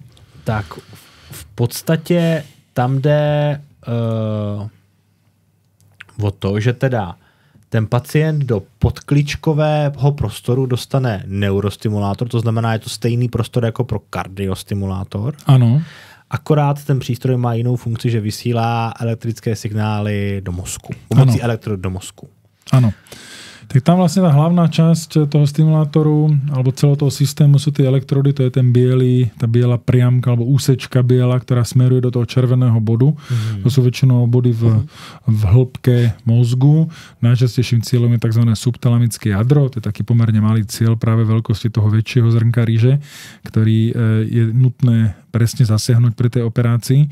Takže to je tá elektroda a tá je potom spojená takým predĺžovacím kabelom, ktorý sa pokračuje vlastne pod kožou na hlave, za uchom, na bočnej strane krku a je spojený vlastne s tým neurostimulátorom práve v tej podkličkovej oblasti. Niektoré sa dajú doľava, niektoré doprava. To je rôzne. Dá sa to dať teoreticky, dá sa dať dlhší kábel, dá sa to dať až do oblasti brucha dokonca, keby to bola nutnosť. A ten vlastne vysiela neustále impulzy, ktoré tá elektroda, ona vlastne privádza priamo do mozgu. Tá elektroda má na konci také 4, my to nazveme kontakty, ktoré sú asi zhruba milimeter a kúsok od seba vzdialené, takže my si môžeme vybrať ešte presne, že ktorú oblasť stimulujeme. Ono sa to nemusí trafiť úplne presne, akože všetky sú tam, ale aspoň väčšinou žiadame od neurochirurgov, aby tá elektroda bola tak lokalizovaná, aby aspoň jeden z tých kontaktov zasahoval tú cieľovú oblasť. No a vy tam potom môžete ako lekár pracovať, a niekedy sestry nám pomáhajú s nastavovaním tej stimulácie, alebo veľmi často nám s tým pomáhajú. Nastavíte si rôzne parametre, ktoré môžete potom formovať to elektrické pole, ktoré nám povie, že čo vlastne všetko sa bude stimulovať. Takže nie je to žiadna ako úplne nová metóda. V podstate je to cez 20 rokov, 25 rokov, aj viac možno už od kedy bol prvý stimulátor implantovaný v Českej republike a práve v Prahe. Myslím, že v roku 98 bol úplne prvý, aj keď myslím, že úplne prvý pacient bol s třesem a prvý pacient v Brne, čo bolo v roku 2002, bol pacient, ktorý mal třes iba, ako mimo Parkinsonovej choroby. A najčastejšie to vidíme práve u pacientov s pokročilou Parkinsonovou chorobou. A tá stimulácia vlastne, ten princíp je v tom, že ona odstraňuje tie hlavné príznaky, na ktoré tá liečba funguje, ale vlastne ona je zapnutá kontinuálne, neustále. Takže celý deň, celú noc to stále pôsobí. Takže ten pacient by sa mal dostať do takého vyrovnaného stavu, že vlastne niekedy stačí znižiť lieky, nemá ten třes, alebo ho má potlačený väčšinu dňa, není taký zatuhlý, lepšie sa pohybuje a podobne. Když přejdu teďka ta rizika té neurochirurgické operace, ano. Existujú nejaké vedlejší účinky přímo té stimulace v tom mozku? Prakticky áno, alebo takto, teoreticky áno, ale prakticky nie, lebo vlastne to je modulovateľná stimulácia. Tak v prípade, že je tá poloha tej elektrody správna, tak určite minimálne jeden alebo aj viac tých kontaktov budú presne v tom bode, kde ich chceme mať. A tam je to v prakticky takmer bez nežiaducich účinkov. U časti pacientov vidíme trošku zhoršenie reči, že nemusí byť tak plynulá. To je asi jediný taký zaujímavý objav, tak 10-15% pacientov, ktorí sa potom snažíme zvoliť nižšiu tú stimuláciu. Potom sa s tým dá vyhrať s nastavením tej stimulácie. Výhoda je práve, že v minulosti sa robili také operácie tzv. Lezionálne, že vlastne neurochirurg tej oblasti vyrobil malú dírku, že ako nevratne zničil časť tej tkáne a to mohlo pomôcť, lenže keď sa to neurobilo úplne presne, tak to mohlo aj niečo poškodiť. A teraz výhoda tej stimulácie je, že my keď sa dostaneme tým prúdom do oblasti, ktoré toho pacienta nejak poškodzuje, že je nepríjemná, už nám to referuje, keď to zapíname, že cíti brnenie v ruke alebo že náhle má dvojité videnie, my to okamžite znížime a vlastne to zmizne, ten nežiaducí účinok za sekundu a tak ďalej. Že ten pacient je převědomý při tom zavádění té elektrody. Čiastočne áno, nemusí byť vždy. Napríklad tí pacienti s dystóniou, ktorí majú nejaké ťažšie polohy tela, tak tam sa je to možné dať aj v celkovej anestéze. Časť pacientov, ktorá má veľmi silný třes, tak tam tiež niekedy zistíme, že je to natoľko silné, že sa to dá urobiť v celkovej anestéze. Ale väčšinou sa snažíme, aby ten pacient bol privedomý a aspoň behom časti tej operácie spolupracoval. Je to jednak preto, že my si skúšame už na nečisto vlastne tú stimuláciu, ešte aj keď nemá v sebe tú baterku a takou externou stimuláciou tam pustiť malé množstvo, to je nízkovoltážny, to sú 3 V alebo tak, takže to je taká ako elektrický prúd veľmi nízky. A už vidíme napríklad, že zmizne na operácii ten třes. Po pár sekundách vidíte, že ten pacient sa zastaví třes. On sa zase vrátil, my mu odpojíme ten externý stimulátor, ale vieme, že áno, tá miesto, to umiestnenie tej elektrody je presné a tam nám to potom bude pomáhať. Samotný ten proces nastavenia potom sa robí aj ambulantne, čiastočne, eventuálne pacient príde na kratšiu hospitalizáciu, ale niekedy to trvá pol roka, než to vyladíme. Musíme postupovať veľmi postupne, aby sa tam nepustilo naraz práve, jak ten prúd sa šíri do okolia, aby to nevyvolávalo nejaké nepríjemné pocity. Niekedy to vidíme potom, keď sa tým pacientom tá baterka vydrží nejakú dobu, keď sa vybije tá baterka, to sa občas môže stať, alebo omylom vypne. Stane sa to niekedy vplyvom nejakého silného elektromagnetického pola. Napríklad jeden pacient pracoval so zbíjačkou, pracoval ako s tým priklepovým kladivom a to vyvolávalo taký elektrický silný impuls, že mu to vypínalo tú baterku. A vždycky sa dramaticky zhoršil. Tak som myslel, že to je chybná baterka. Tak sme zistili vlastne, že nie, že ten pacient priklepuje doma intenzívne, tak potom musel priklepovať na druhej strane, alebo nemohol to robiť vôbec, musel zavolať kamarádov a tak ďalej. A vidíme to vlastne, keď sa vybijú, že sa náhle veľmi zhoršia. Niekedy sa to nedá nahradiť liekmi. U časti pacientov je ten efekt veľmi silný. Takže pokud ten pacient, mě nejdřív teda zajímá, protože když vidím ten obrázek, tak mě docela straší, vy říkáte, že ten prodlužovací kabel vede v rámci hlavy, za uchem, v podkoží. Ano. Jakým způsobem se tam jako dostane? Protože asi tady nebude mít pacient velkou jizvu. Nemá. Má tam väčšinou tak jednu alebo žiadnu jazvu. Neurochirurg má taký tunelátor, lebo vlastne keď sa ukončí vloženie tých elektrod, tak teraz ešte musíte vložiť po tú kľúčnú kosť, do podkože alebo niekedy do svalu ten stimulátor. No to už mohlo byť také bolestivé. Tak väčšinou na tú druhú fázu tej operácie vloženie stimulátorov sa pacient uspí. Vloží sa tam ten stimulátor a má taký tzv. Tunelátor, nástroj chirurgický, čo je niečo ako taká dlhá, tenká tuška, kedy si pacienta vypolohuje, tak aby nedošlo k nejakému porušeniu svalov a vlastne pod kožou si vytvorí vsúvaním tej dlhej tušky tak ako jemne ohybnej ten tunel, ten tunílek na tie káble. A tým sa potom natiahnu tým tunelátorom, potom vlastne chytí tie kábliky, neurochirurg a postupne si ich tam vloží.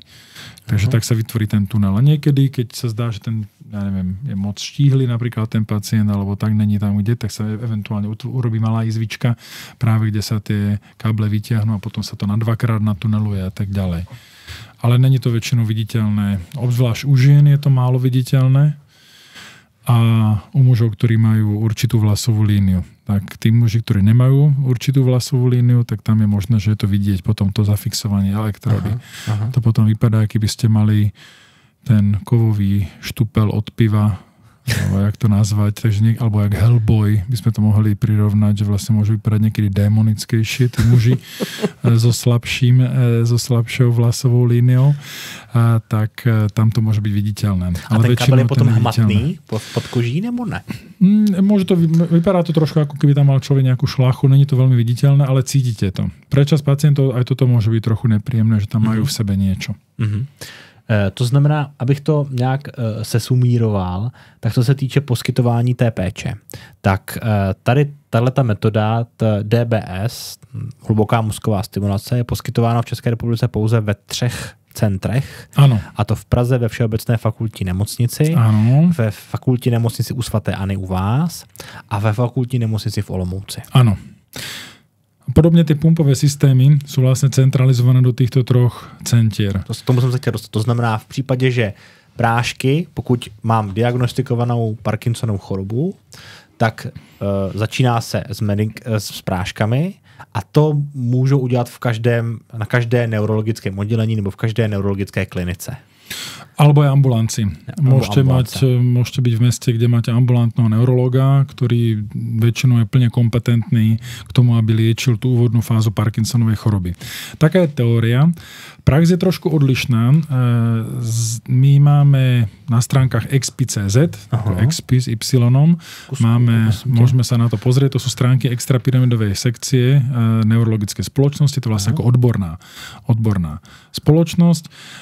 Máme aj zoznam kolegov, ktorí sa tomu, keď si dáme na specialisté, ktorí sa tomu viacej venujú. Lebo my sme zistili, že napríklad môžeme dať XP specialisté a máme seznam XP specialistu, tak toto sú ľudia, ktorí tomu, vidíte, to je podľa abecedy. Na prvním míste. To je podľa abecedy. Dúfam, že nikto na A sa neprihlási. A zatiaľ tam máme len časť tých ľudí, to nie sú zďaleka všetci, to sú tí, ktorí splnili a dostali a zažerali sa ten certifikát. Potom ale z praktického hľadiska je to väčšinou tak, že väčšinou na území takých 2 okresov je vždy niektorý neurolog, ktorý trochu preferuje tú Parkinsonovú chorobu a venuje sa viac týmto pacientom. A to práve sa snažíme presvedčiť kolegov, lebo keď sa na to pozriete, to sú obzvlášť ľudia, ktorí sú najčastejšie z nejakých väčších kliník, aj keď tam vidíme doktora Kopala z Pardubíc, ten tam má číslo 9, ale väčšinou tam uvidíte 1, 2, 3, to sú vlastne tie naše hlavné centra Praha, Brno, Olomouc, keď to vezmeme geograficky. Inak abecedne by Brno malo byť prvé, ale vidíme, áno, takže tam vidíme kolegov, ktorí si už to požiadali a dostali to. Ale samozrejme máme spústu kolegov, ktorí to ešte nemajú a chceme, aby si to o to zažiadali a dostali. To je nejaký certifikát, ktorý nič nestojí. Môže to získať hoci ktorý neurolog, ktorý splní tie kritériá, ktoré nie sú nejaké veľmi zložité, že sa venuje a navštevuje prípadne naše pracoviská, ktoré sa venujú tejto špecializácii.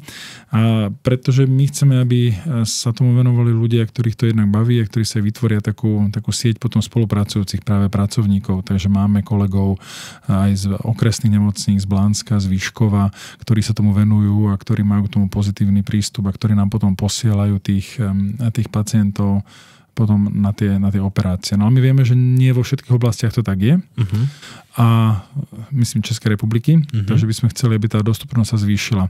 A na tom sa pracuje jednak z našej strany, ale my to nemôžeme tých ľudí nejak donútiť, že poďte a uniesť ich do Prahy na kurz nejaký a podobne, aj keď určite by sme sa tak predstavovali, ale snažíme sa ich teda trochu k tomu motivovať, tou spoluprácou nejakou, na to slúži tá stránka a prípadne máme aj nejaké ďalšie informácie tam pre nich, aby mohli čerpať a potom sa snažíme aj s pacientami, s pacientskými organizáciami byť v kontakte, tak aby prípadne sami pacienti vedeli, že v týchto centrách to je a my to akceptujeme aj, že nemusí mať žiadanku nutne orazenú, ale keď ten pacient má záujem o konzultáciu, tak sa snažíme to poskytnúť. Jasné, že keď zistíme, že ten pacient má 2 roky a má sa dobre, je kompenzovaný, tak môžeme sa o tom porozprávať, ale povedať, že ešte nenastal čas na tú operáciu alebo na tie pumpy. Prípadne teda poradíme, keď on je nespokojný, chodí tam a nedostáva sa mu péče, kým jeho bratranec chodí niekam inám a tam je to lepšie, tak potom povieme tak výborne, tak skúste tam, alebo eventuálne u nás poradíme nejakú zmenu, úpravu a podobne. Co se týče platby nebo hrazení pojišťovnou? Podle toho, co jste říkal, tak všechny 3 metody, jak už medikace, pumpy, tak i ta hluboká mozková stimulace je plně hrazená zdravotní pojišťovnou. Áno je. K tomu treba povedať, že sú na lieky doplatky, ktoré kedysi neboli vôbec. Teraz sa nejakým spôsobom v rámci cenotvorby udialo, že tam sú nejaké doplatky, ktoré nebývajú veľké. Ale treba si priznať, že sú tam také skryté náklady. Teraz tí pacienti musia chodiť na tie kontroly. Tá dostupnosť. Môže sa stať, že niekto aj žije v Prahe, ale dostať sa na Kateřinsku, možno, že potrebuje autom, je v takom stave.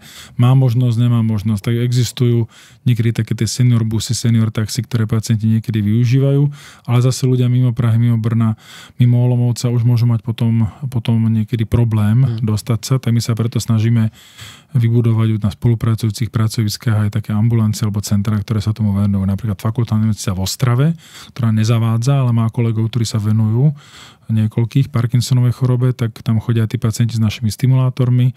Oni majú tam tie ovládače, vedia to napríklad upraviť a podobne. Takže to je cesta, že vybudovať ďalšie strediská a centra, kde tí pacienti nemusia teraz dochádzať až tak ďaleko, ale budú to mať bližšie.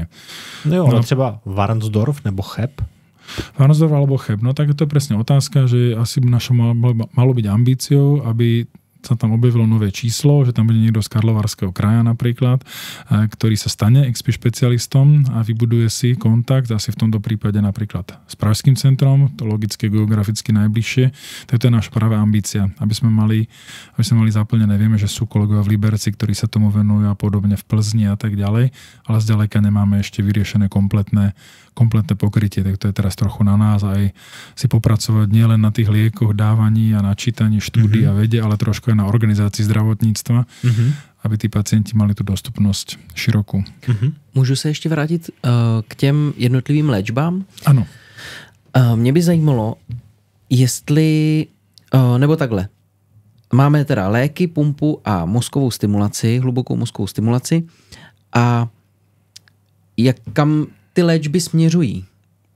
Jaká je evoluce, kam se to ubírá a případně existuje nějaká třeba revoluce, která by byla na obzoru, že by přišlo něco úplně nového, co by v léčbě té Parkinsonovy choroby výrazně pomohlo? Tak áno, tá evolúcia je v tom, že sa zväčšuje počet tých liekov. My máme teraz lieky, ktoré aj tým ľuďom, ktorí už berú 4-5 krát za deň tú levodopu, nestačí to, tak máme také 2 lieky, ktoré posilňujú asi o 1/3 sílu tej levodopy, také prídavné lieky a podobne. Ale keď sa na to pozrieme, tak úplne zoom out z hora, tak zistíme, že prakticky dávame lieky, ktoré sú tak 20 až 50 rokov staré. Máme hlbokú mozgovú stimuláciu, ktorá má 25 rokov plus minus, ktorá tiež sa vyvíja miniaturizáciou, zmenšením, predĺžením baterky do jej života. Sú dobíjateľné batérie, ktoré vydržia 12-15 rokov, takže tam určitý významný pokrok je. Máme potom nový stimulátor, posledný asi 2. rok, ktorý je schopný nielen teda vysielať elektrickú energiu, ale aj čítať tie elektrické frekvencie v mozgu, takže on vlastne nahráva a dáva nám presnejšiu informáciu o lokalite toho správneho kontaktu, ktorý chceme vybrať. Už tých kontaktov je tam 8 v dnešnej dobe, takže je to vlastne zase nejakou miniaturizáciou, sú zmenšené tie kontakty, dá sa vybrať presne, že ktorý z nich bude stimulovaný a podobne. Ale z hľadiska celej Parkinsonovej choroby čakáme na taký prielom. Ako som hovoril o tých bielkovinách na začiatku, tak to je taká bielkovina, ktorá sa nazýva že alfa-synukleín, ktorá sa hromadí a tým hromadením sa tie bunky poškodzujú. A to je taká predstava naša, že sa podarí nájsť nejaký liek, ktorý práve do tohto bude vedieť vstúpiť. Hľadali sa, nenašli sa, nefungovali v tých štúdiách mnohé, takže na toto je zameraná veľká časť výskumu do budúcnosti. Vstúpiť vlastne už do toho patologického procesu. Takže ani nie, že zachrániť tú bunku, ale vlastne ešte hlbšie znemožniť tým bielkovinám zlým, tomu hromadeniu, aby tú bunku zničili. Lebo ten alfa-synukleín sa tam vyskytuje, ale on sa začína vlastne srocovať vo veľkých množstvách a robiť problémy a poškodzovať tú bunku. Tak to bude potom taký prielom, keď sa do tohto podarí vstúpiť a zabrániť vlastne likvidácii tej bunky. Tak to bola ako nová éra taká zázračnejšia. My dúfame, že áno. Boli sme toho svedkami v niekoľkých ochoreniach nedávno neurologických. Napríklad tá SMA, spinálna svalová atrofia, tam je veľký efekt genetickej terapie. Toto je trošku iná, to nebude genetická terapia, ale keby sa to podarilo formou nejakou, či už nejakých vylepšených protilátok monoklonálnych a podobne zabrániť hromadeniu toho synukleínu, tak tam asi očakávame nejakú budúcnosť. Ale to môže trvať niekoľko dekád. To už potom budem na dôchodku, ak nejaký bude, alebo chodiť do práce, alebo venovať sa fyzickej aktivite, aby som nedostal tieto ochorenia, alebo ich spomalil, tak uvidíme jak rýchlo. Ten mozog je značne komplikovaný a vôbec aj tá bunka je tá komplikovaná. To však viete, že aj v iných ochoreniach sa s tým stretávame, takže u tých mozgových je to ešte tak ako orát možno zhoršené tými vzájomnými prepojeniami a podobne. Takže pomaly to postupuje, ale postup tam určitě je. Já jsem se chtěl zeptat, protože jsem se dočetl, mě opravte, pokud bych se pletl, že v České republice je zhruba 50 000 pacientů, kteří jsou diagnostikovaní s Parkinsonovou chorobou. My hovoríme, že okolo 40, ale 50 je to možné. Zistilo sa niečo cez 30 000, ktorí sú správne nakódovaní v systémoch zdravotnej štatistiky, zdravotných informácií. Ako korektne kódovaní diagnózami je niečo cez 30 000. Podľa toho, koľko sa píše krabičiek a existujú na to rôzne vzorce zo sveta, informácie, že to sa dá podľa liekov aj vypočítať, že sú nejaké priemerné dávky a tak ďalej, tak sa práve hovorí, že to bude výrazne cez 40 000 pacientov, tak sa to k tým 50 000 bude pravdepodobne blížiť. A pak jsem se dočetl, že vlastně ten zákrok, ten neurochirurgický, tou hlubokou mozkovou stimulací, vy jste schopni udělat všechna ta centra 60 pacientů. Což, jestli dobře počítám, je to něco málo přes 1 promile pacientů. Proč tak málo, pokud je to, ta metoda už je tady 25 let a pomáhá očividně? Promiňte mi za takovou tu... My očakávame, že ich máme málo. Nie, to je dobrá otázka. My vieme, že v porovnaní so štátmi, s ktorými sme chceli porovnávať, ako je napríklad Fínsko, Rakúsko a podobne, že máme menej tých pacientov odoperovaných. Očakáva sa aj máme menej pacientov na tých pumpách, ako by sa slúšalo podľa iných údajov. Predpokladám, že tam tých pacientov, ale není tam nejak extra mnoho. Ale očakávame, že okolo tých 5 až 10% pacientov by mohlo dosiahnuť na tú hlbokú mozgovú stimuláciu. To by znamenalo, že by sme mali mať odoperovaných tak 4 až 5 tisíc pacientov dohromady. Ale keď zarátam, ten počet sa mení, tak si myslím, že máme maximálne tak okolo 1000 pacientov celohistoricky odoperovaných v Českej republike, čo je tak len 20% toho, čo by zhruba malo byť odoperovaných. Je to spojené s dostupnosťou neurochirurgickej operácie, že by sme skutočne väčšinou schopní robiť tak 2 za mesiac. Potrebovali by sme zvýšiť minimálne na 3 mesačne. Je to trochu spojené samozrejme s komplexnosťou tej prípravy, ale není to aj tak, že by sme teraz podľa tohto mali mať minimálne na 5 rokov čakaciu listinu. Ale nemáme. Máme tak sotva na rok, takže samozrejme pacienti čakajú, pripravujú sa a tak ďalej. Není to väčšinou, že hneď sa tá operácia vykoná za 3 mesiace. Nie. Ten proces prípravy je dlhý, aj tam ešte sú tam ľudia pred vami, ktorí tam čakajú a tak ďalej. Ale malo by ich tam vlastne čakať teoreticky oveľa viac, to máte pravdu. My si práve myslíme, že nie sú úplne v dostatočnej miere nám poukazovaní z miest, kde žijú a kde sa liečia ambulantne, že ten prísun do centier je menší, ako by mal byť. Je to práve tá vec, ktorú sa snažíme vyriešiť aj formou spolupráce s pacientskými organizáciami, aby sa prípadne pacienti mohli preskočiť tých neurológov alebo kolegov, ktorí buď nechcú, nemajú informáciu o tom, nevedia, alebo majú nejakú zlú skúsenosť, zlý názor na tú operáciu. Mohli mať pacienta, kde bola nejaká komplikácia, tak ten človek potom je od toho trošku odradený a podobne. Ale my vieme, že tých komplikácií je skutočne veľmi málo a že je to efektívna operácia, takže chceme tu poskytnúť väčšiu množstvo pacientov. A podobne tie pumpy. To vidíme, že tiež ich máme menej. Potom ešte zaujímavý celosvetový genderový problém a to je ženy a hlboká mozgová stimulácia. Dámy sa nechcú nechať operovať. Inými slovami, je asi tak 2 až 3 ku 1 je v prospech mužov, je to naklonené. Čo týka ľudí, ktorí sú odoperovaní hlbokomozgovou stimuláciou. Samozrejme máme teda odoperované ženy, keď hovoríme, že máme 1000 pacientov, by som to odhadoval vo všetkých centrách dohromady historicky. Tak samozrejme sú tam dámy, ale ich menej. nechcú sa z mnohých dôvodov ženy nechať operovať. Je to aj obava, je to vstup do mozgu, je to riziko určité a podobne, tak mierne toto je celosvetovo v našej komunite, ktorá sa venuje tej Parkinsonovej chorobe, hodnotené ako taký dlh voči ženám, že nejakým spôsobom zvýšiť tú nabídku práve pre ženy. Ale to není, že by sme teraz vybrali len mužov, ale je to preto, že často, keď povieme operácia mozgu, my vám oholíme vlasy, oni vás narastú, tak toto sú informácie, ktoré keď tá žena počuje, tak mnohokrát nechce si nechať túto operáciu vykonať.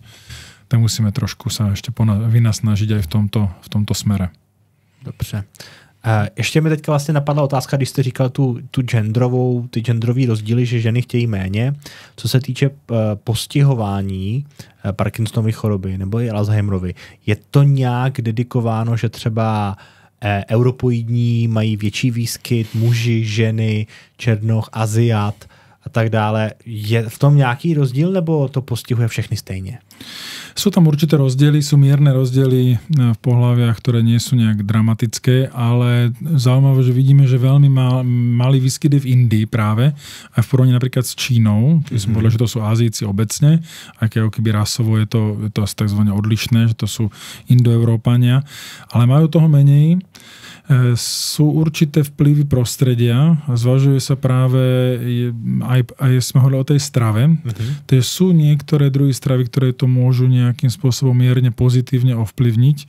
Je to teda kultúrna záležitosť, asi by sme to nedohnali u nás nejakým stravovaním sa v indických reštauráciách, ale zdá sa, že ten kurkumín, to kari a podobne môžu mať nejaké pozitívne vplyvy, antioxidačné a podobne, takže je to pozoruhodné.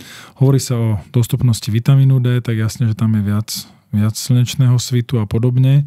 Tak to, čo by sa dalo doporučiť, keď sme sa vyhol tejto otázke z hľadiska stravy, tak v našich podmienkach je pravdepodobne len teda hradenie toho vitamínu D, ktorého máme málo, lebo tie morské ryby moc nejeme obecne a toho slnka, tento mesiac je teplý veľmi, ale všeobecne nemáme taký vysoký. Alebo keď je zase moc teplo, tak všetci sedia niekde na pive alebo sa proste chladia doma a tak ďalej a až tak sa neexponujeme.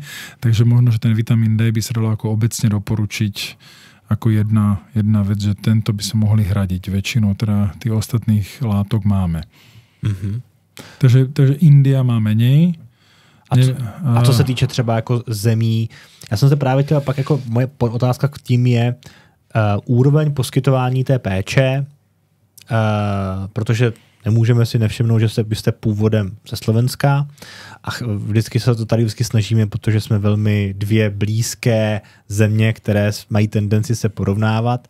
Tak jak byste porovnal úroveň péče týkající se těchto neurodegenerativních onemocnění, co se týče Česká republika, Slovensko a pak nás třeba srovnat i třeba se Spojenými státy, s Velkou Británií a naopak pak třeba s tou Indií a Čínou? Jestli máte nejaké skúsenosti? Nebo... Z týchto úplne krajín, ktoré sa môžeme označiť ako rozvíjajúce sa alebo rozvojové a podobne, tamto skúsenosť nemám, ale tam napríklad bývajú na medzinárodných kongresoch o tom diskusie, tak tam je taká snaha zabezpečiť tie základy, ktoré u nás už dávno máme, napríklad tú levodopu.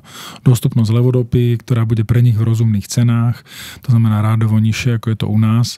Takže je to vlastne úloha aj tej africkej tevars komunity, kde je veľká snaha získať tú levodopu, aby bola dostupná pre pacientov. Tak to je niečo, čo u nás sa vlastne vyriešilo niekedy začiatkom 90. rokov, kedy tá levodopa, čo bol vtedy ako liek zo západu, začala byť bežne dostupná na 80. 90. roky. Tak toto my sme ďalej. Skôr by som neporovnal možno s Britániou alebo z USA, ale s takými tými bližšími krajinami európskymi v rámci Európskej únie, teraz Rakúsko, Nemecko. To by asi bolo vhodné porovnať. Na druhú stranu oni majú vyššiu dostupnosť práve neurorehabilitačných centier, o čom sa veľmi často diskutuje. Oni majú také dedikované centrá pre pacientov s Parkinsonovou chorobou, prípadne také spoločné pre s Parkinsonovou a Alzheimerovou, kde tí pacienti absolvujú niekedy ako dlhšie pobyty, niekoľko týždňové rehabilitačné a podobne. Dalo by sa to prirovnať čiastočne našim lázním, ale oveľa intenzívnejším a s väčšou teda medicínskou, neurologickou vložkou. Takže to je ešte taká záležitosť, ktorá u nás chýba. To vidíme teda aj keď máme péči o pacientov po cievnych mozgových príhodách, po mŕtviciach. Máme akoby excelentnú na celosvetovej úrovni na prvých miestach Česká republika tú péči akutnú a teraz potrebujeme popracovať na tej chronickej. Takže tí pacienti aby mali rehabilitáciu dostatočnú, aby sa naučili používať prípadne nejaké pomôcky v domácnosti a tak ďalej. Tak toto ešte u nás absentuje. Takže v tomto trošku sme za týmito blízkymi krajinami. A takisto potom aj v tých vyslovene kvantitatívnych meradlách, tých počtoch, tých odoperovaných pacientov a tých pacientov na pumpách. Tak aj keď sa vezme do úvahy veľkosť obyvateľstva a tak ďalej, tak určite sme vzadu. Čo sa týka Slovenska, teda 21 rokov som v Brne, ale česky hovorím len s pacientami v službe. Väčšinu, aby som ich nezmiatol, lebo moja čeština pri takéto verejnej prezentácii by sa veľmi rýchlo deštruovala a niekedy je to potom až zábavné, tak ešte využívam to, že poslucháči a sledujúci eventuálne rozumejú slovensky a vidíte, že občas tam hodím nejaké české slovo, keď mám pocit, že by to bolo bližšie. Tak na Slovensku máme podobný počet centier, ktoré sa venujú tej hlbokej mozgovej stimulácii. Zaujímavé, že trošku sú tam rozšírené viac pumpy, že aj v centrách alebo v nemocniciach väčších mimo týchto centier sa dávajú napríklad Trnava, čo krajská nemocnica, ktorá je blízko, nie až tak ďaleko od Bratislavy, ale majú tam pumpový program a podobne. Takže v tomto prípade je to porovnateľné, by som povedal aj tých kolegov, ktorí sa práve venujú tej Parkinsonovej chorobe a príbuzným ochoreniam, že sú na vysokej úrovni, čo týka vedy a medzinárodného spojenia a tak ďalej. Ale tiež to nie je univerzálne, tiež to nie je po celej republike, takže občas pacienti niekedy sa dostanú aj k nám na konzultácie a je vidno, že teda mnohí kolegovia na Slovensku neurológovia vlastne ešte hľadajú cestu tej Parkinsonovej chorobe a že tiež myslím nevyužívajú tie slovenské centrá tak, ako by mohli. Dobře.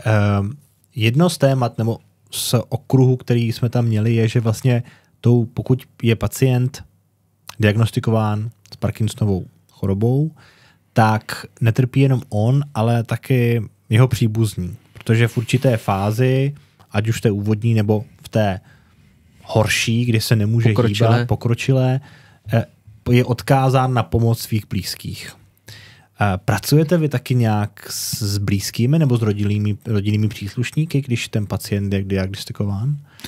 No my sme radi, keď tí príbuzní navštevujú tie kontroly s pacientom, aby sme získali vlastne pohľad aj z ich strany. Ja som si vyvinul taký príznak, že príznak rodinného príslušníka, ktorý väčšinou je taký negatívny príznak. Si predstavíte, že za vami chodí pacient alebo pacientka, chodia k vám 5 rokov a vždycky chodili sami. A náhle s ním príde niekto z rodiny. To hodnotím vtedy, akože niečo sa deje. Niečo sa stalo. Ten pacient buď spadol, alebo má nejakú psychickú problematiku v zmysle zhoršenie pamäti, alebo úsudku, alebo mal nejaké vidiny a náhle sa tá rodina nevie dohodnúť, ale my osobne by sme vítali, keby tí rodinní príslušníci chodili od samého začiatku, niekedy tí pacienti to vás nechcú a podobne, ale je pravda, že v tom strednom pokročilom štádiu sa začínajú výraznejšie zapojovať do toho. My niekedy máme problém s tým zabezpečiť tú sociálnu stránku veci pre pacientov, lebo napriek zápisom v správach a tak ďalej, tak sa im v našich ako medicínskych správach, tých, čo dostanete na kontrolu doktora, popíšeme ten stav alebo to, čo nám pacient referuje. Ale často my netrafíme tie tabulky, ktoré sú zase z hľadiska pridelenia nejakých sociálnych príspevkov, pretože tie sú treba dizajnované na toho, kto je ochrnutý.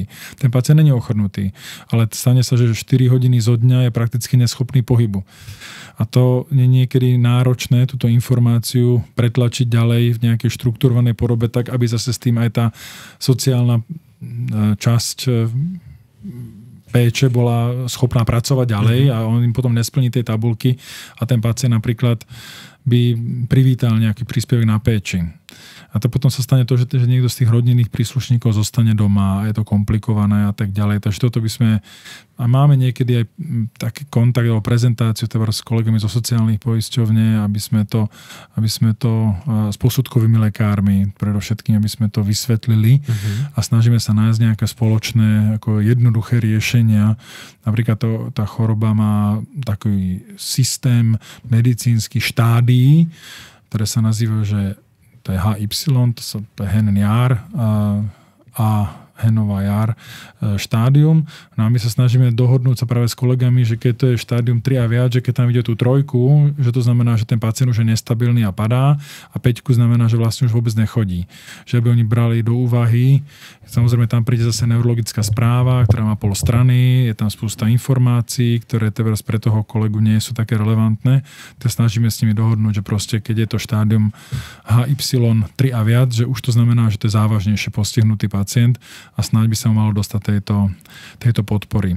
Čiže to príspevky na péči, ale potrebujú to ZTP, aby mohli prípadne parkovať na tých miestach označených a podobne. Takže to niekedy môže závažne ovplyvniť fungovanie toho pacienta. Co se stane s pacientem, který má závažné problémy, padá nebo už je neschopen chodit a nemá žádného rodinného příslušníka? Je mu třeba 70 a děti jsou někde pryč, je sám, jaký je postup tady u něho? Môže to byť problém.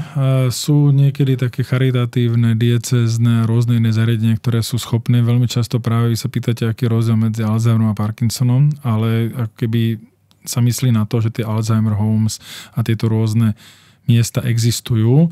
Pre pacientov s Parkinsonovou chorobou neexistujú, tak niekedy oni sa vlastne dostanú potom do týchto zariadení, ktoré sú primárne zamerané na Alzheimerovú chorobu, takže tam zase tá otázka, že sme si to jasne vymedzili, tak tam to zase naopak splínie ku podivu, pretože vlastne nemajú špecifické nejaké zariadenia, ale dostávajú sa do domovov, do nejakých dlhodobejších takýchto pečovateľských zariadení a podobne.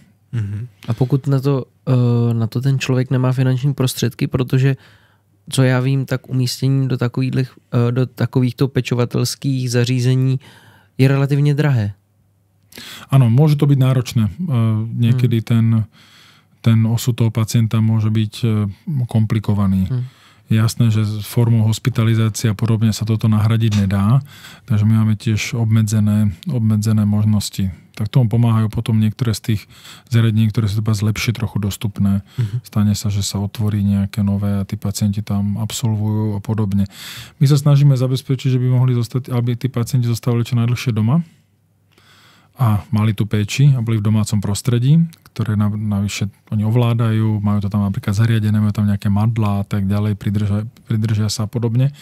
Podobne sa snažíme, aby tí pacienti v tom včasnom štádiu, v tom strednom štádiu neopúšťali ten pracovný proces, lebo jednak ten pracovný proces je to, že vám to dáva financie logicky, ktoré nie každý má k dispozícii inak, ale zároveň je to práve taký ten druh určitej rehabilitácie a zase tej fyzickej prípravy, že ráno musíte vstať, musíte na seba hodiť niečo iné ako pyžamo, eventuálne sa umyť a teraz musíte niekam doraziť. Tak ono to samo má taký efekt mierneho cvičenia, miernej aktivity zase. Takže to snažíme pacientom v tom pozbudzovať. Samozrejme, ak je pacient apatický, depresívny a podobne, tak je to problém. Na druhú stranu, ak vykonáva zamestnanie, môže byť vyradený. Keď bude pilot lietadiel profesionálny, no tak samozrejme to není možné, aby pokračoval. Ale inak väčšinu tých prác je možné absolvovať s nejakou miernou úpravou režimu. Pacienti sa potýkajú s tým problémom, ktorý vy ste zmienili na začiatku, že aký je rozdiel medzi Parkinsonom a Alzheimerom. Teraz on povie v práci pri káve, že on má toho Parkinsona, že to je v pohode. Teraz okamžite môže vzniknúť na niektorých pracoviskách panika, že je tam teraz niekto, kto je dementný, alebo bude určite za pol roka zásadne problematický a tí pacienti to môžu stratiť. Takže pokiaľ je možné, tak informujeme tých pacientov na základe informácií zo západnej Európy dostupných, že není úplne nutné vnúcovať hneď v práci každému, že ja mám Parkinsona, to je ako super, ale mám to zaliečené, lebo práve tá reakcia není vždy dobrá. Takže pokiaľ ten pacient im neohrozuje to okolie, ale funguje si tam v tej práci, tak chceme, aby čo najdlhšie sa v nej zdržoval, pokiaľ je schopný. A v tom úvode tá liečba smeruje tak, aby bol vlastne plne schopný vykonávať aj tie svoje koníčky, ale aj tú svoju prácu a podobne. Takže máme ako vysoké ambície, že bude vlastne v dobrom stave čo najdlhšie. No, vy jste právě před natáčením zmiňoval, že některým pacientům možná radíte, aby když jsou v tom zralém stádiu, aby to třeba nezmiňovali. Pokud nejsou teda piloti nebo nedělají nějakou vysoce sofistikovanou práci, ale aby to nezmiňovali, protože se může stát, že začnou mít v tom zaměstnání problém. Áno, podľa mňa, pokiaľ ten pacient je schopný to vykonávať a není tam nejaký problém a väčšinou to tí ľudia povedia, že ja nie som schopný alebo už piatok to nedávam, tak doporučíme, tak si skráťte, ale ak je možné a neopúšťajte to. Časť pacientov privítala aj tie home office, tí, ktorí vykonávali nejakú administratívnu alebo inú činnosť, tým to veľmi vyhovelo. Teraz zase je problém, pretože teraz tie home office začínajú vymierať, aj návrat do officeov, tak teraz už niektorí pacienti náhle sa necítia na to. Je to tak, že u časti tých pacientov negatívne pôsobí stres. A teraz náhle majú mať nejaké jednania, rokovania a podobne, už si odvykli, sú zabehnutí na tú domácu prácu a pritom mnohí z nich môžu veľmi efektívne vykonávať. A sú s tým občas problémy, že tie firmy ako nechcú to odsúhlasovať a musia písať do centrály niekde, že ten pacient ako jediný teraz office zostane doma a tak ďalej a tak ďalej. Takže je to veľmi nepríjemné. Vlastne to je zle na tom ochorení, že ono je viditeľné. Keď napríklad ja by som trpel cukrovkou, tak nikto z vás to ani nemusí vedieť, keby som to náhodou si začal aplikovať nejaké inzulínové pero a podobne. A mnohé iné ochorenia môžu veľmi dlho byť nenápadné, kým tá Parkinsonová choroba pomerne brzo rýchlo v tom svojom priebehu je viditeľná. Takže to je také trošku sociálne limitujúce.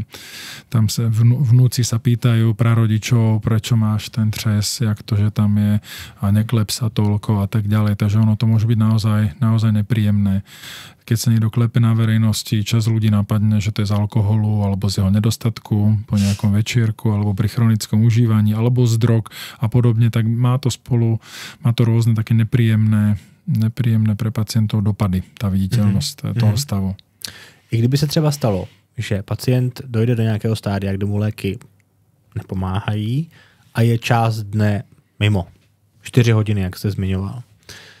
Zaměstnavatel ho buď propustí nebo přesune na nějakou třeba méně placenou práci. Pacient následně absolvuje hlubokou mozkovou stimulaci. Má možnost a šanci se vrátit do stejných kolejí se stejným výkonem, nebo to jenom zmenšuje ten stres, ale všechno ostatní je nutné pořád hlídat? No, veľká časť pacientov práve popisuje po tej hlbokej mozgovej stimulácii, že sa vlastne vrátili ako keby o niekoľko rokov v čase do toho lepšieho stavu. Že vlastne ich to posunulo, vlastne im to dalo nejakú tú dobu, ktorú už si mysleli, že ju minuli a náhle sú schopní znovu nejakej aktivity. Takže to je presne to, čo sa snažíme. Len je to pre veľkú časť pacientov, ktorí dostanú v 60-ke tú chorobu a prvých 8 až 10 rokov sú dobrí na liekoch, tak vlastne okolo 70-ky je aj tá hranica, kedy končí tá hlboká mozgová stimulácia nad 70, je to riziko o niečo vyššie, aj keď občas sa odoperujú pacienti nad 70, tak už aj veľká časť pacientov z tejto povahy časovej to nedostane, tú operáciu, tú možnosť. Ale tí, ktorí sú okolo veku 40 rokov, tak to sú vlastne všetko pre nás kandidáti tej hlbokej mozgovej stimulácie. A u nich presne toto očakávame. Že majú vlastne stimuláciu a náhle sa vrátia o 3, 4, 5 rokov dozadu v čase a sú schopní. Takže z nášho pohľadu áno. Preto aj doporučujeme to úplne nečakať. My už nečakáme na to, kým majú 4 hodiny, ale už keď majú 2 hodiny toho nedostatočného dobrého stavu, vidíme, že inak splňujú všetky kritéria tej Parkinsonovej choroby. Väčšinou to nerobíme v prvých 3 rokoch, pretože to sa môže prekrývať s inými podobnými ochoreniami, ktoré potom postupujú rýchlejšie. A tam tá hlboká mozgová stimulácia nefunguje, aj keď tie sú veľmi vzácne. A keď to je jasné, že je to Parkinsonová choroba, tak medzi tým 5. 10. rokom sa snažíme zavčasu pristúpiť práve k tým operačným výkonom. Ale i tak, tá hluboká mozková stimulace ruší pouze ten třes. Takže ve chvíli, kdy pacient dojde do stádia Parkinsonovy choroby, že začne padat a mít problémy s rovnováhou, tak mu nepomůže ani tato metoda. Dá sa to tak povedať. Ona odstraňuje teda třes, spomalenosť a stuhlosť. To je tie 3 hlavné príznaky. Ten 4. hlavný príznak v tom poznejšom štádiu je tá porucha stability. Na tú on vplyv nemá. Sa popisuje, že existuje nový pacient s Parkinsonovou chorobou, ktorý teda nechodí, má 25 rokov Parkinsona, ale vôbec sa netrasie, pretože mu tá stimulácia drží tieto ostatné príznaky. To vlastne funguje trvale. My sa snažíme vytipovať, aj k tomu trochu smeruje výskum, nájsť pacientov, u ktorých a spôsob odhadu vývinu toho ochorenia. A že práve tí s tým pomalým vývinom by mali väčší benefit z tej Parkinsonovej choroby. Lebo stane sa dnes, že pacient sa odoperuje, rok a pol sa má dobré a potom náhle začne mať pády, začne horšie chodiť.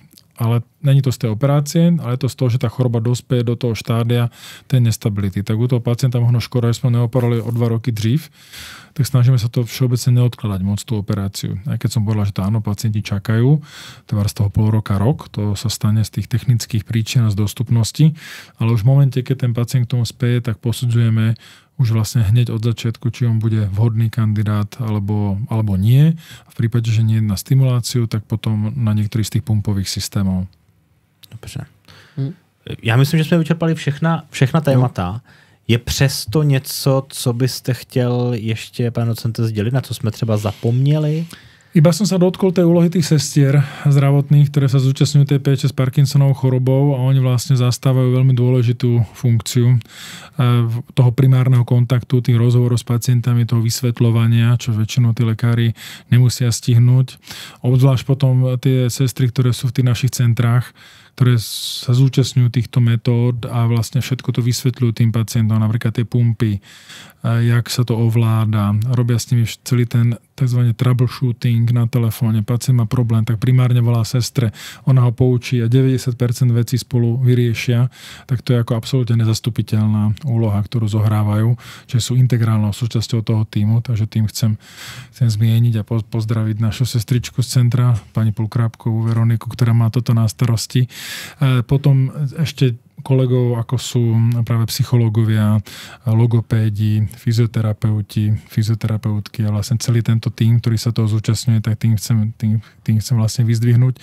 Samozrejme neurochirurgov, o ktorých práci som to ja hovoril dnes drzo, ale však ja sa vrátim, oni mi to určite vytmavia, že som niečo povedal zle, alebo tak aj samozrejme tým musíme zmieniť, ale aj všetkých ďalších.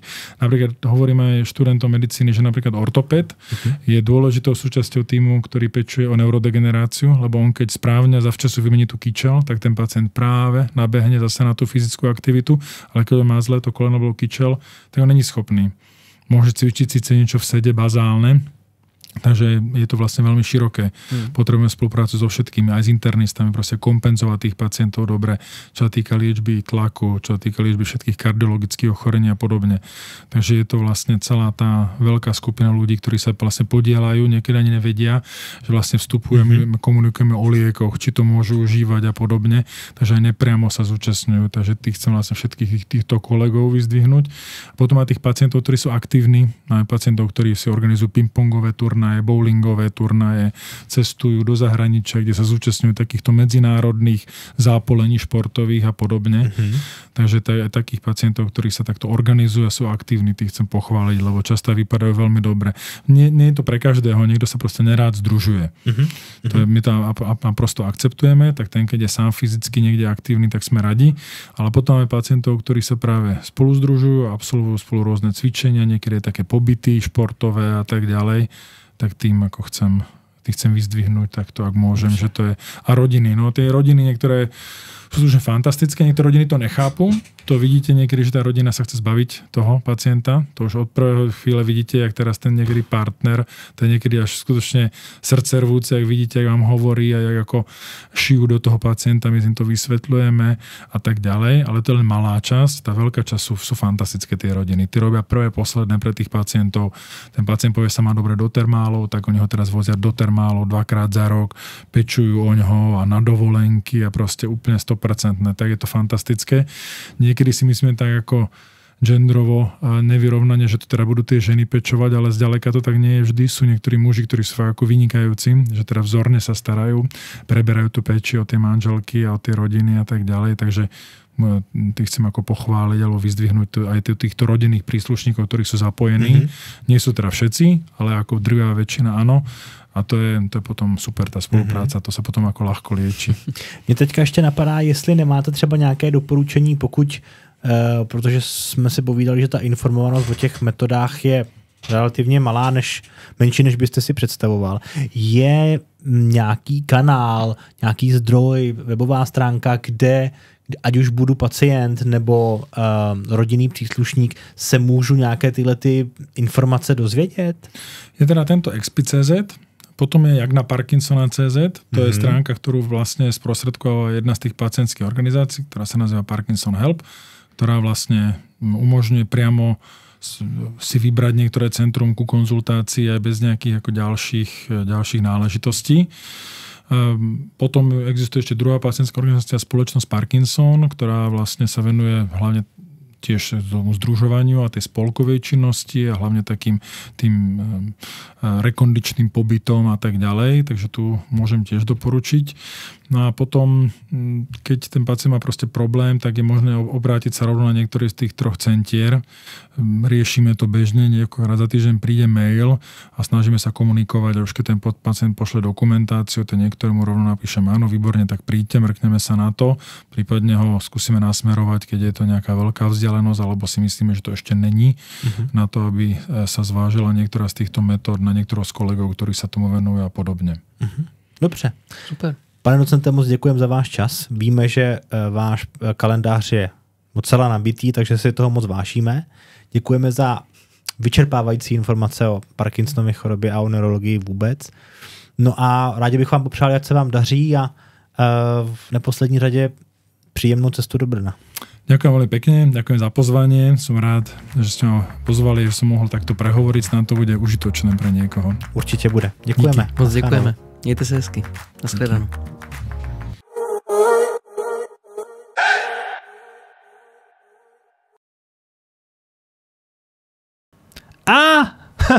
Vy jste ještě tady. To, že jste doposlouchali tu epizodu až do konce, je dobrá zpráva. Dokonce dvojí dobrá zpráva. Za prvé, dobrá zpráva pro nás, protože víme, že to má smysl. A za druhé, dobrá zpráva pro vás, protože jste se něco nového dozvěděli a posílili jste svůj selský rozum. Aby vám další podstatné informace neutekly, sledujte nás na všech platformách. Apple Podcast, Spotify a samozřejmě také YouTube. Tohle je naše logo a všude tam ho najdete. Mějte se moc hezky a zase někdy příště. Ahoj.